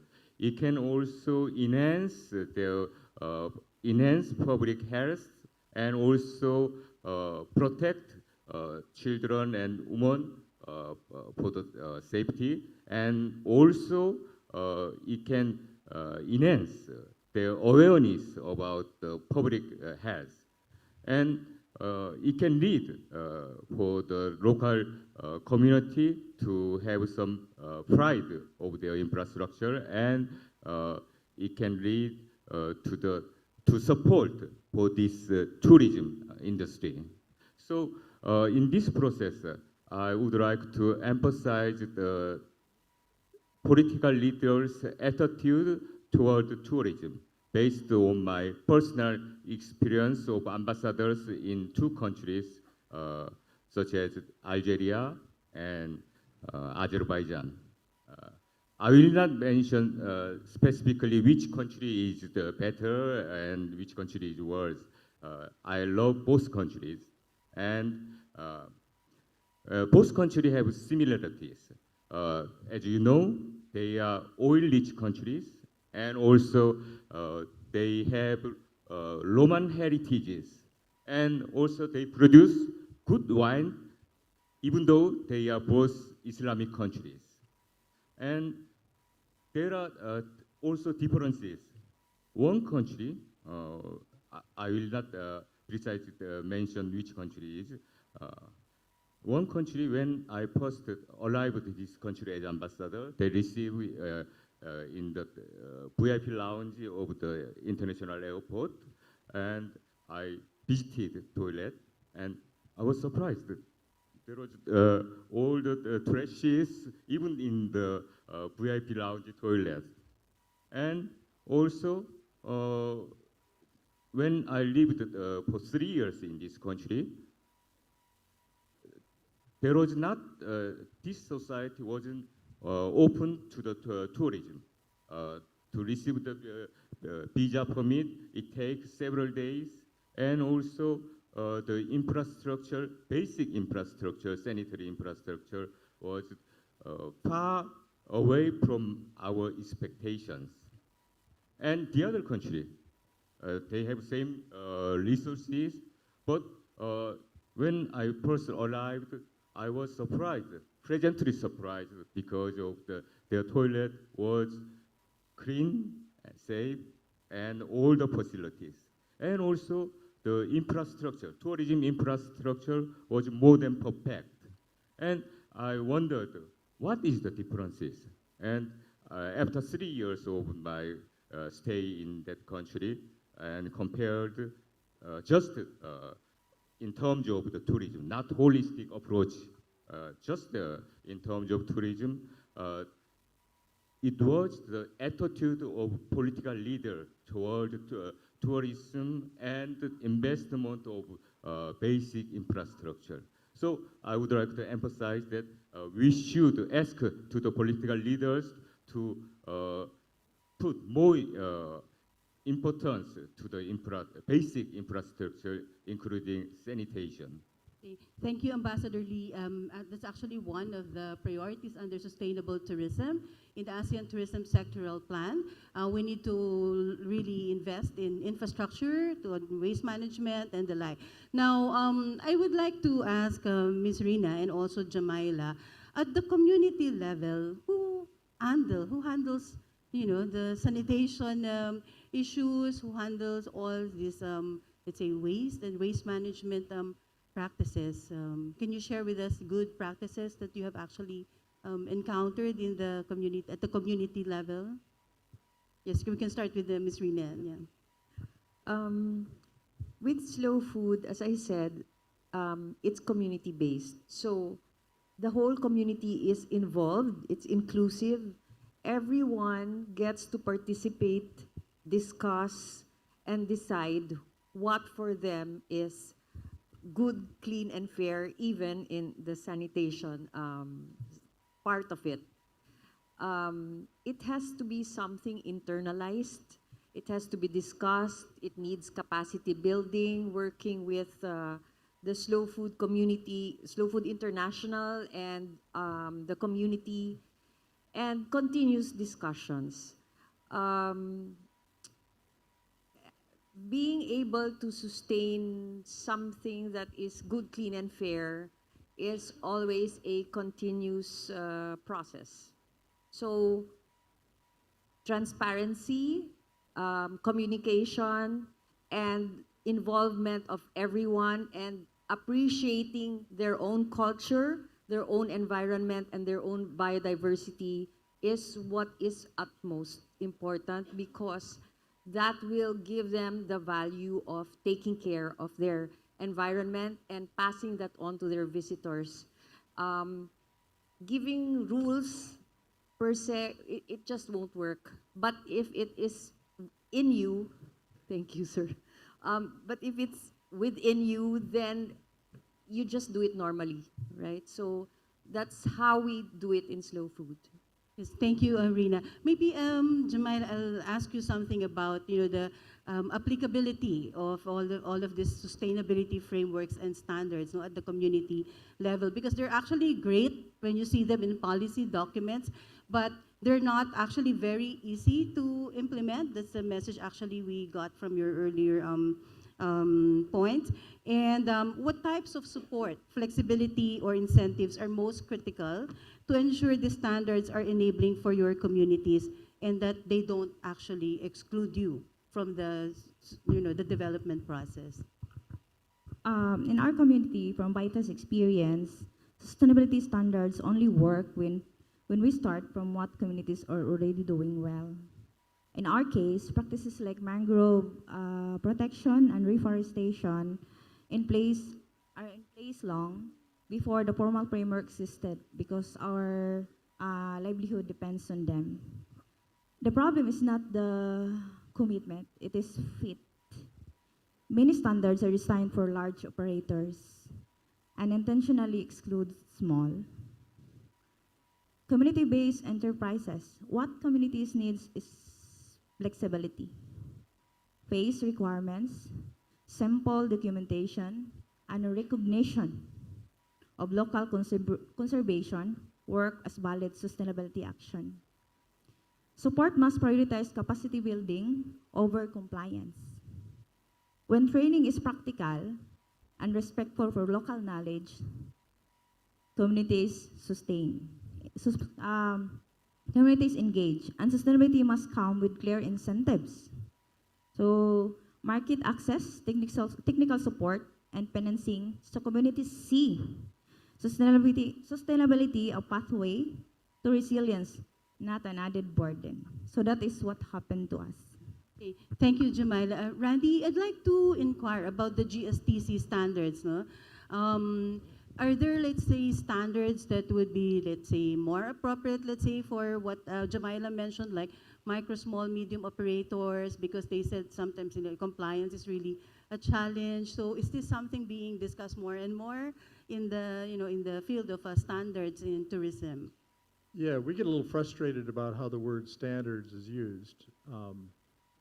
There's like about 300 eco-label standards for hotels in the world, which is a big problem. Most sectors with commodities have just 3 or 4, so that's a problem, too bloody many standards, and it confuses people. There's not that much of a difference in the standards. It's about how you apply the standards. You know, how you apply standards for MSMEs is very different from how you would apply them to a 1,200 urban room hotel in Tokyo. This is the piece people all miss. In fact, I mean, ASEAN standards, I know the genesis of most of them, the CBT standard, the hotel standard, they all kind of started from ours. And then people say, oh, we can't use GSTC, we use ASEAN standards. Well, they're so similar. The trick, the real issue here is what do you do with a standard? We have really the only systematic guidance to the world on how you analyze risk of the users against each element, and we give guidance in the verification process to say a 7-room inn is not going to be held to the same greenhouse gas emissions requirement as a 1,200-room hotel in Tokyo. So that's some technical knowledge, and we just need a lot more education about all these things as to how do we apply standards. That's what's really missing. Too many standards, too much reliance on this discussion about which standard is right, too little discussion on how to use standards. Yes, and we're just talking about, standards, but what about measurement of sustainable tourism? Because like for, communities and small operators, as she pointed out, it's a big challenge to, I think, even measure sustainable tourism. So maybe that's something also that could be discussed more. I mean, as you clearly pointed out, it would be different when you're dealing, let's say, with community operators versus, for example, the big large operators. Now, as was pointed out a while ago, infrastructure, particularly sanitation, is very important. But who's going to pay for it?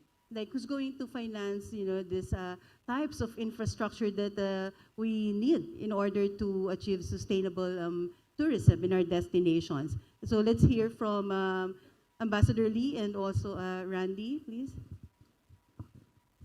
I think the cost of the infrastructure should be shared by all the stakeholders of the entire tourism value chain participants. For example, but we should divide the role and responsibilities between these stakeholders. For example, the large amount of money needed to invest in infrastructure, in these cases, public sector should take main responsibility, like central government and local government. And for the point of view of the local businessmen, they already pay their income tax and local taxes, and they should respect in this regard to pay these tax very honestly. And for the local people, they need to keep clean their environment and show the hospitality to the tourists. And in this regard, I would like to emphasize the local government roles, because between the central government and the citizens living in the community, the local government role is some kind of mediation. So let me give you another example of Suwon City. Suwon City had some used international event, very important in international event in 2002. That was the World Cup game co-hosted by South Korea and Japan. And Suwon City hosted some games of this World Cup. And the mayor of Suwon at the time, he used this important opportunity to improve the toilet and sanitation system. Before this event, our criteria of the public toilet system was not enough to receive international tourists. So he initiated a civil movement to improve this sanitation and invest more investment in these sectors. And he asked to the central government more finance and asked to the citizens to voluntarily participate. So now we reached the high standard, and also we didn't stop at that point. We further moved ahead to legalize this kind of experience through the lawmakers, and we had national law for the public sanitation, and also we didn't stop that. We created the World Toilet Association to share our experience with the all around the world. Okay, thank you, Ambassador Lee. And Randy, very briefly, what would you add to the response of Ambassador Lee? Well, yeah, it should be shared, absolutely. Well, public sector pays for development and management of systems, but the private sector has a role to play to participate. Some people in this room may recall a certain president of a certain country going to a certain beach resort, calling it a cesspool and shutting it down for half a year. There were 500 businesses at that location that were illegally dumping sanitation, raw sanitation, sewage directly into the sea, and people were swimming and scuba diving, or snorkeling, I mean. So a trade association and the industry should police itself, and so they should pay by using the public facilities better. So public structure pays for infrastructure development, private sector has to participate. And then one other piece where the private sector, tourism can really lead in this space. I mean, a lot of ASEAN countries are really suffering on waste management issues. We've done a lot of destination assessments throughout ASEAN countries, and waste management is very much an issue. Something that you can do, tourism can take a lead. Train children to go to a cool site that they like and train them to recycle and to pick up litter. They will be the police to their parents. We've seen that succeed in developed economies, developing economies. So there's a lot of different pieces to it, but everybody's got a part, but we all have to kind of pitch in. Thank you so much. And yes, we're about to conclude our session. So I think the key message here is that, yes, sustainable tourism is something that we all aspire for, and it's not very easy to achieve it, but as pointed out, yes, we can actually achieve it. So 5 years from now, by 2030, so we hope to see across all scales, small, medium, micro, small, medium, and large operators actually pursuing sustainable tourism in Southeast Asia. So I'd like to thank our esteemed panelists, Jamila, Rina, His Excellency Ambassador Lee, and Randy Durban for your time this afternoon. Thank you.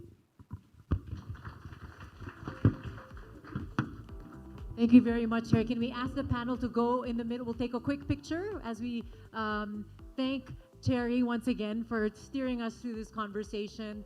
Please look in the center and smile. Just a quick picture. It's a lot of challenges, it's a lot of work, and I think something that came out of the session is that education is key. As we just heard closing this panel, if we start them young, if we educate, if we start that in all our countries, it'll just become embedded in our character, right? So what is a big challenge for everyone? I think we'll all agree it's financing, right? Whenever we talk about what do we need, people always say money. So that's what this next discussion is all about. Show me the money. And I'll turn you over to Isa to lead this conversation. Oh boy, thanks Mitzi. You actually made my interviewee suddenly, huh? Show me the money. Hi everybody, good afternoon. This is the final chat for the afternoon, and it is one-on-one. We call it a fireside chat. Allow me to introduce who I will be sharing the stage with. He's the Senior Director of Water and Urban Development from ADB. Please welcome Mr. Norio Saito. Hi, Norio.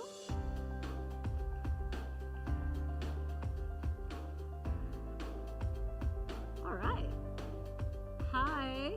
Good afternoon. Did that make your heart skip a beat? Show me the money? Is this what our fireside chat is all about?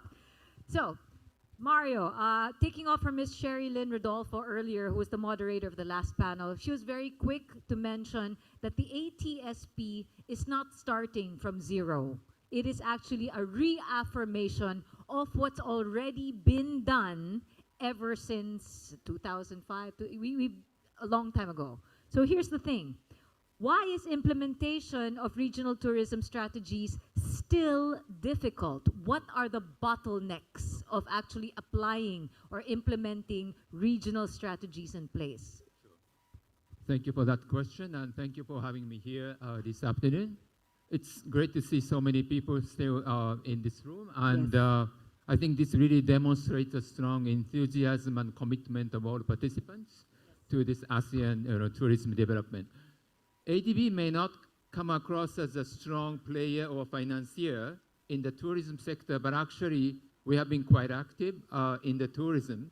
So I'll be happy, I'm very happy to have this opportunity to share ADB's experience and perspectives on the tourism.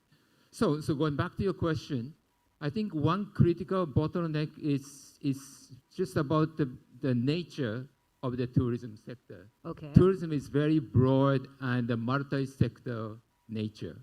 So because of that, when it comes to implementation, then it faces challenges because it requires coordination across different ministries, agencies, and players. True. And often the tourism ministry has, limited mandates or authority over the entire value chain of the tourism sector. Tourism sector needs to cover policies, strategies, but also, as we discussed in the last panel, water, wastewater management, solid waste management, connectivity, skills development. So it's really cross-sectoral or multi-sectoral. So because of that, unless there is a whole of government approach and the coherence among the, in the policies across the ministries, and then the, implementation faces challenges. And also in the regional level, then the tourism ministry need to play even a larger kind of convening role, because the implementation needs to reflect not just the perspective of the tourism industry, but also the inputs or commitments of different infrastructure, ministries and other sectors.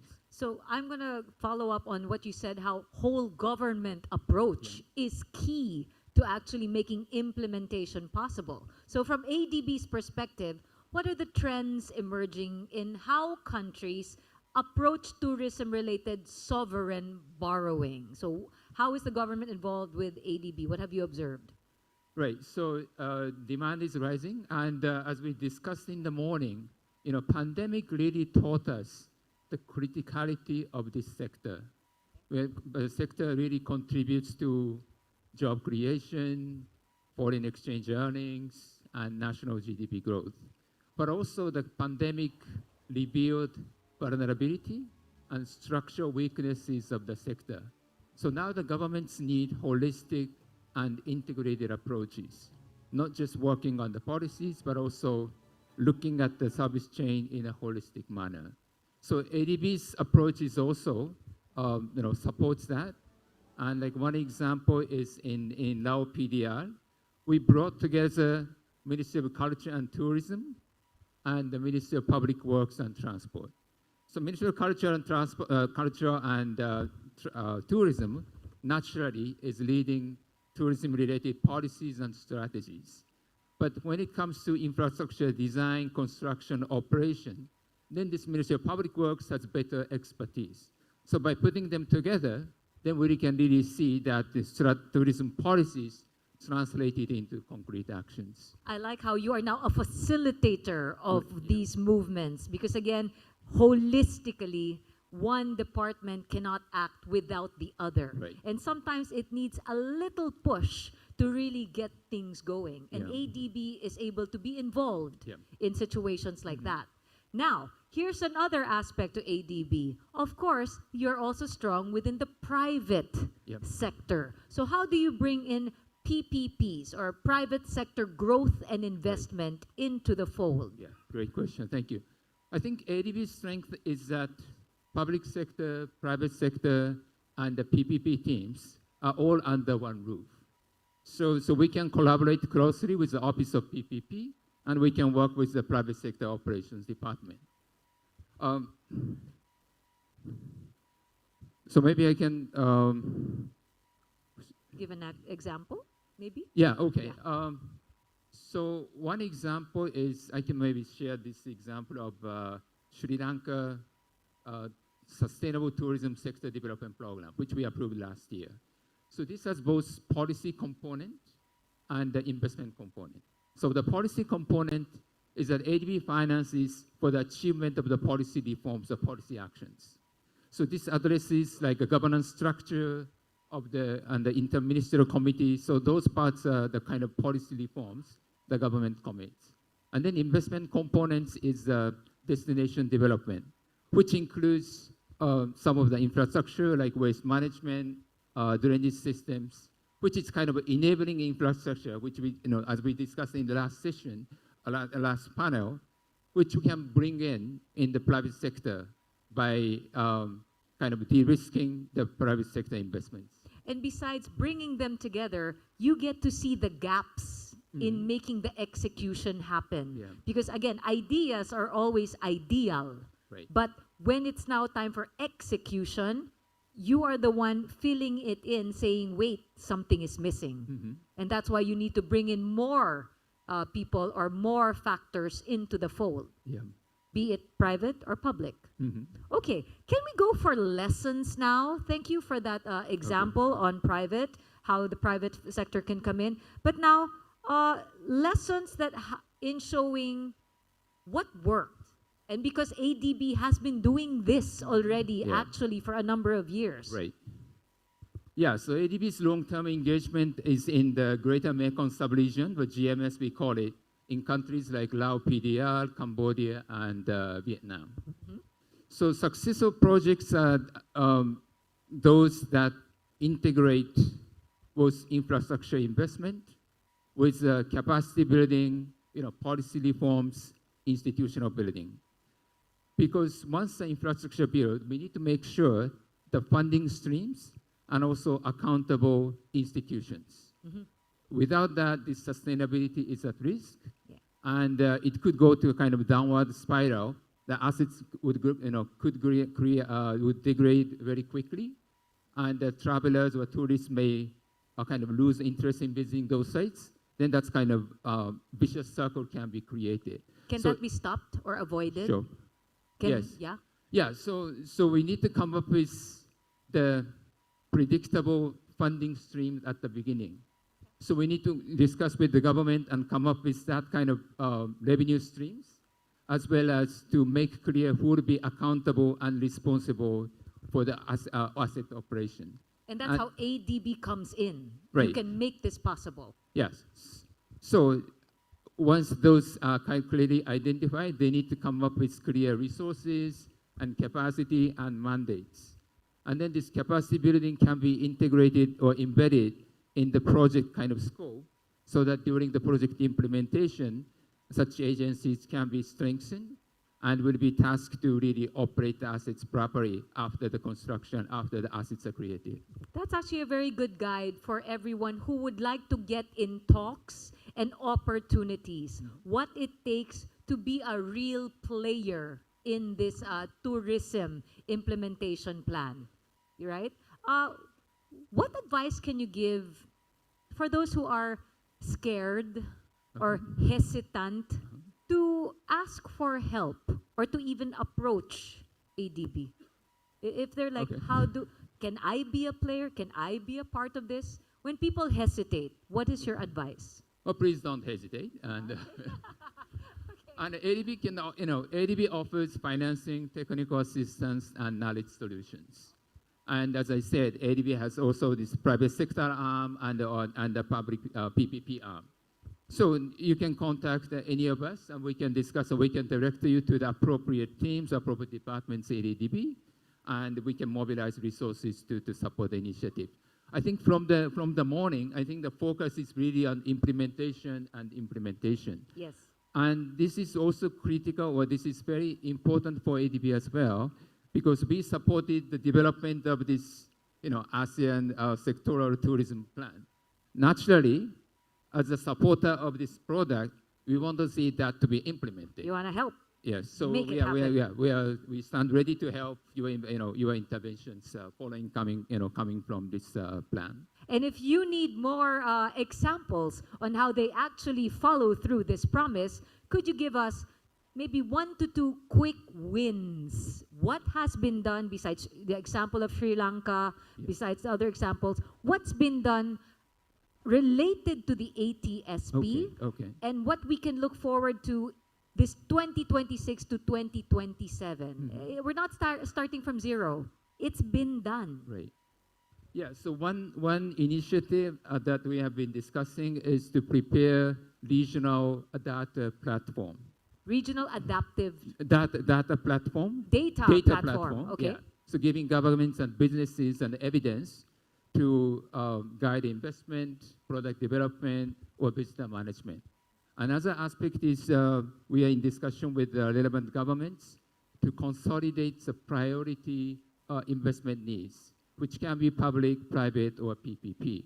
And in that process, ASEAN could come up with a few pilot destination developments, infrastructure, skills development, resilience, digital solutions, because I think demonstrating some success stories would really boost the implementation and establish an early momentum for further advanced implementation. I like how you pressed on data, because that's what we've been so generous about throughout this whole conference and program. From forward keys to everybody sharing their knowledges. You know what? Everyone is out here to help each other by really being transparent with what it is they have and that they generated from actual practices, right? Yeah. So it's nice to take the opportunity that's being laid out for you and then work with it. Yeah. Right? Exactly. Yeah. So to close, that's it. Time flow, right? Okay. But before I let you go, Mr. Norio, the biggest reason, because you said that's why you're here, that is why you're a partner. We will help in whatever way we can. ADB will help in whatever way it can to get this going to be implemented. But the biggest reason tourism projects fail to get funded, what is that? How can it fail? Yeah, I think one is, as I mentioned, one is because of the challenges in ensuring the interministerial coordination. The And coordination. Yeah, so that's critical. And also, tourism sector traditionally is was undervalued. And because of that, it was not strategically prioritized in a full way. So I think those are some of the issues that encountered in the past. And what's good is we're all here together to say, hey, we count too. It's time to make our voices and our efforts seen and heard so that we will no longer be undervalued. Yeah. It's time to push. And it is time to implement. So with that, thank you very much, Norio Saito. Short and Yeah, sweet. thank you so much. And how again, Thank you. ADB always looks for ways to get this done. Thank you. Back to you, Mitzi. Thank you very much, Isa, for steering us through this very interesting conversation, and thank you very much, Mr. Saito. As we just heard, a lot of the reasons for failure is because of lack of coordination. In fact, that's what we will be discussing next. And incidentally, maybe for the young, well, we don't have many youth here, but ADB also supports startups. In fact, there is a venture platform. So very interesting that ADB also invests in impact tech startups. In fact, they also have an innovation hub where they are matchmakers between startups and the right venture capitalist for you. So thank you again for those interesting insights. Now, after talking about financing, we have to talk more about what it takes to really implement and coordinate this very big task ahead of us. And to give us a short overview of this topic, coordination mechanisms as well as implementation of the ASEAN Tourism Strategic Plan, let me call to the stage Rolando Canizal from ADB's Tourism Study Team to give us some insights and more data.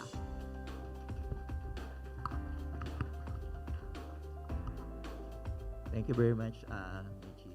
I hope everyone's still awake, although we are almost home stretch. So I will not bore you so much of the presentation, but very briefly, I'd just like to follow through in terms of what Mr. Norio mentioned about implementation and financing for the ASEAN Tourism Strategic Plan.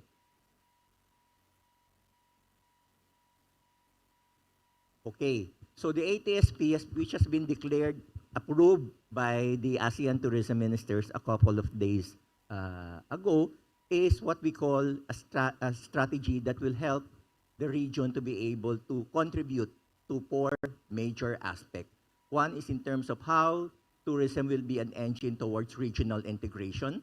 Secondly is how tourism can be a factor towards job creation, and this has been extensively discussed during the past 5 sessions earlier, and how tourism can also be a factor towards inclusive and resilient growth, noting that we have learned from the pandemic that there are a lot of communities which has been greatly affected because of the COVID pandemic. And finally, during the last session on session 5 about sustainability. And why are these all things very important? Because under the ATSP, we have certain things that need to be achieved. That by 2030, we hope that from 144 million international arrivals last year, we should be able to increase it to about 201 million by 2030. And what does it mean? It means that we need to be able to grow as much as we could over the next 5 years. Secondly, is that where does this arrival need to come from? There are two things. One is we need to increase visit to ASEAN, meaning to say we need to look at the markets, which has also been discussed earlier, in terms of how we'll be able to increase those markets. And in the plan, we are anticipating a 12% increase in inter-ASEAN travel. And of course, there's also intra-ASEAN travel. The more we move people within ASEAN, the more that will become more profitable for every individual destination in ASEAN. Meaning to say, we should be able to grow the number of people traveling within ASEAN from 40 to 45, by 40 to 45%, at least in the next 5 years. And finally, in terms of receipts, we're looking about 132 billion receipts from all of these movements happening within ASEAN in the next 5 years. And in the implementation of the ASEAN Tourism Strategic Plan, there are 6 pillars that we are looking at in terms of how this may become lead to a successful plan. Meaning to say, many plans have been prepared, but many plans have failed. And why? Because there are no clear way or clear path in terms of how these plans will need to be implemented. And so there are 6 factors that we have identified. The first is we need governance, which has been stressed earlier by Mr. Norio, in terms of we need to have a whole of government approach in the implementation of the plan. We need certain institutions, and which I will be talking about later on. Secondly is we need also sectoral or cross-sectoral collaboration. Tourism does not exist in a vacuum by itself. Tourism is a multidisciplinary industry. And what does it mean? It needs coordination, it needs collaboration with other agencies, transport, visa, immigration, custom, and a lot more other things. And that's why there should be stronger coordination.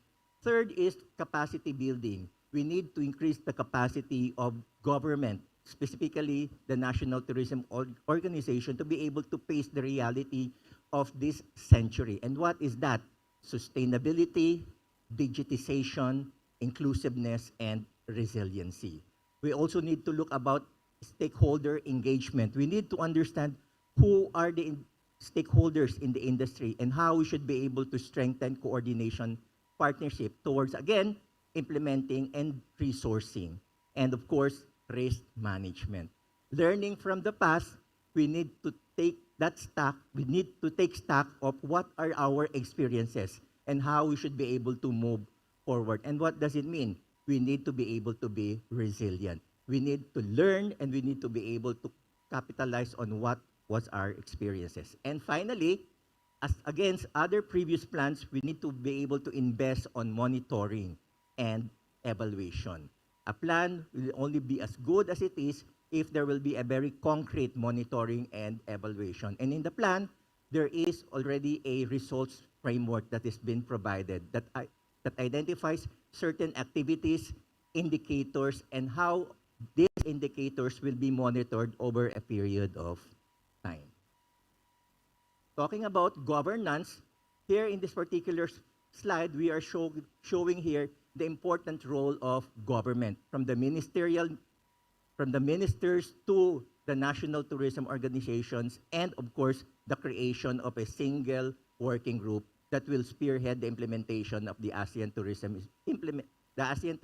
Plan, looking at the 5 strategic or focus areas that have been extensively discussed over the past hours. But what is more important in this particular slide is engagement.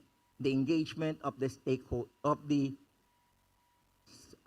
engagement of the external partners, because in previous plans, the engagement is only at the policy level. But now we're bringing it down to more operational and implementable level. And that's why there is engagement with the ASEAN Tourism Working Group to be able to properly design, develop, and implement programs that will again support the implementation of the ATSP. And coordination was mentioned earlier by Mr. Norio. We understand that in terms of coordination, we need to understand the specific roles of external partners, the regional partners, and of course, we need to bring it down also at the local level, because we might be talking within the region, but if the coordination is not present within the country itself, how can we properly implement the plan itself? So meaning to say, we need to bring down the coordination even at the national level, so that everyone at the national level will be able to support. And this, in this particular slide, also look at the reporting process as well. It's not just about coordination, but also reporting and at the same time, monitoring of the plan itself. And here, the stakeholder engagement, which Mr. Norio also mentioned extensively in the discussion, in the prior talk discussion.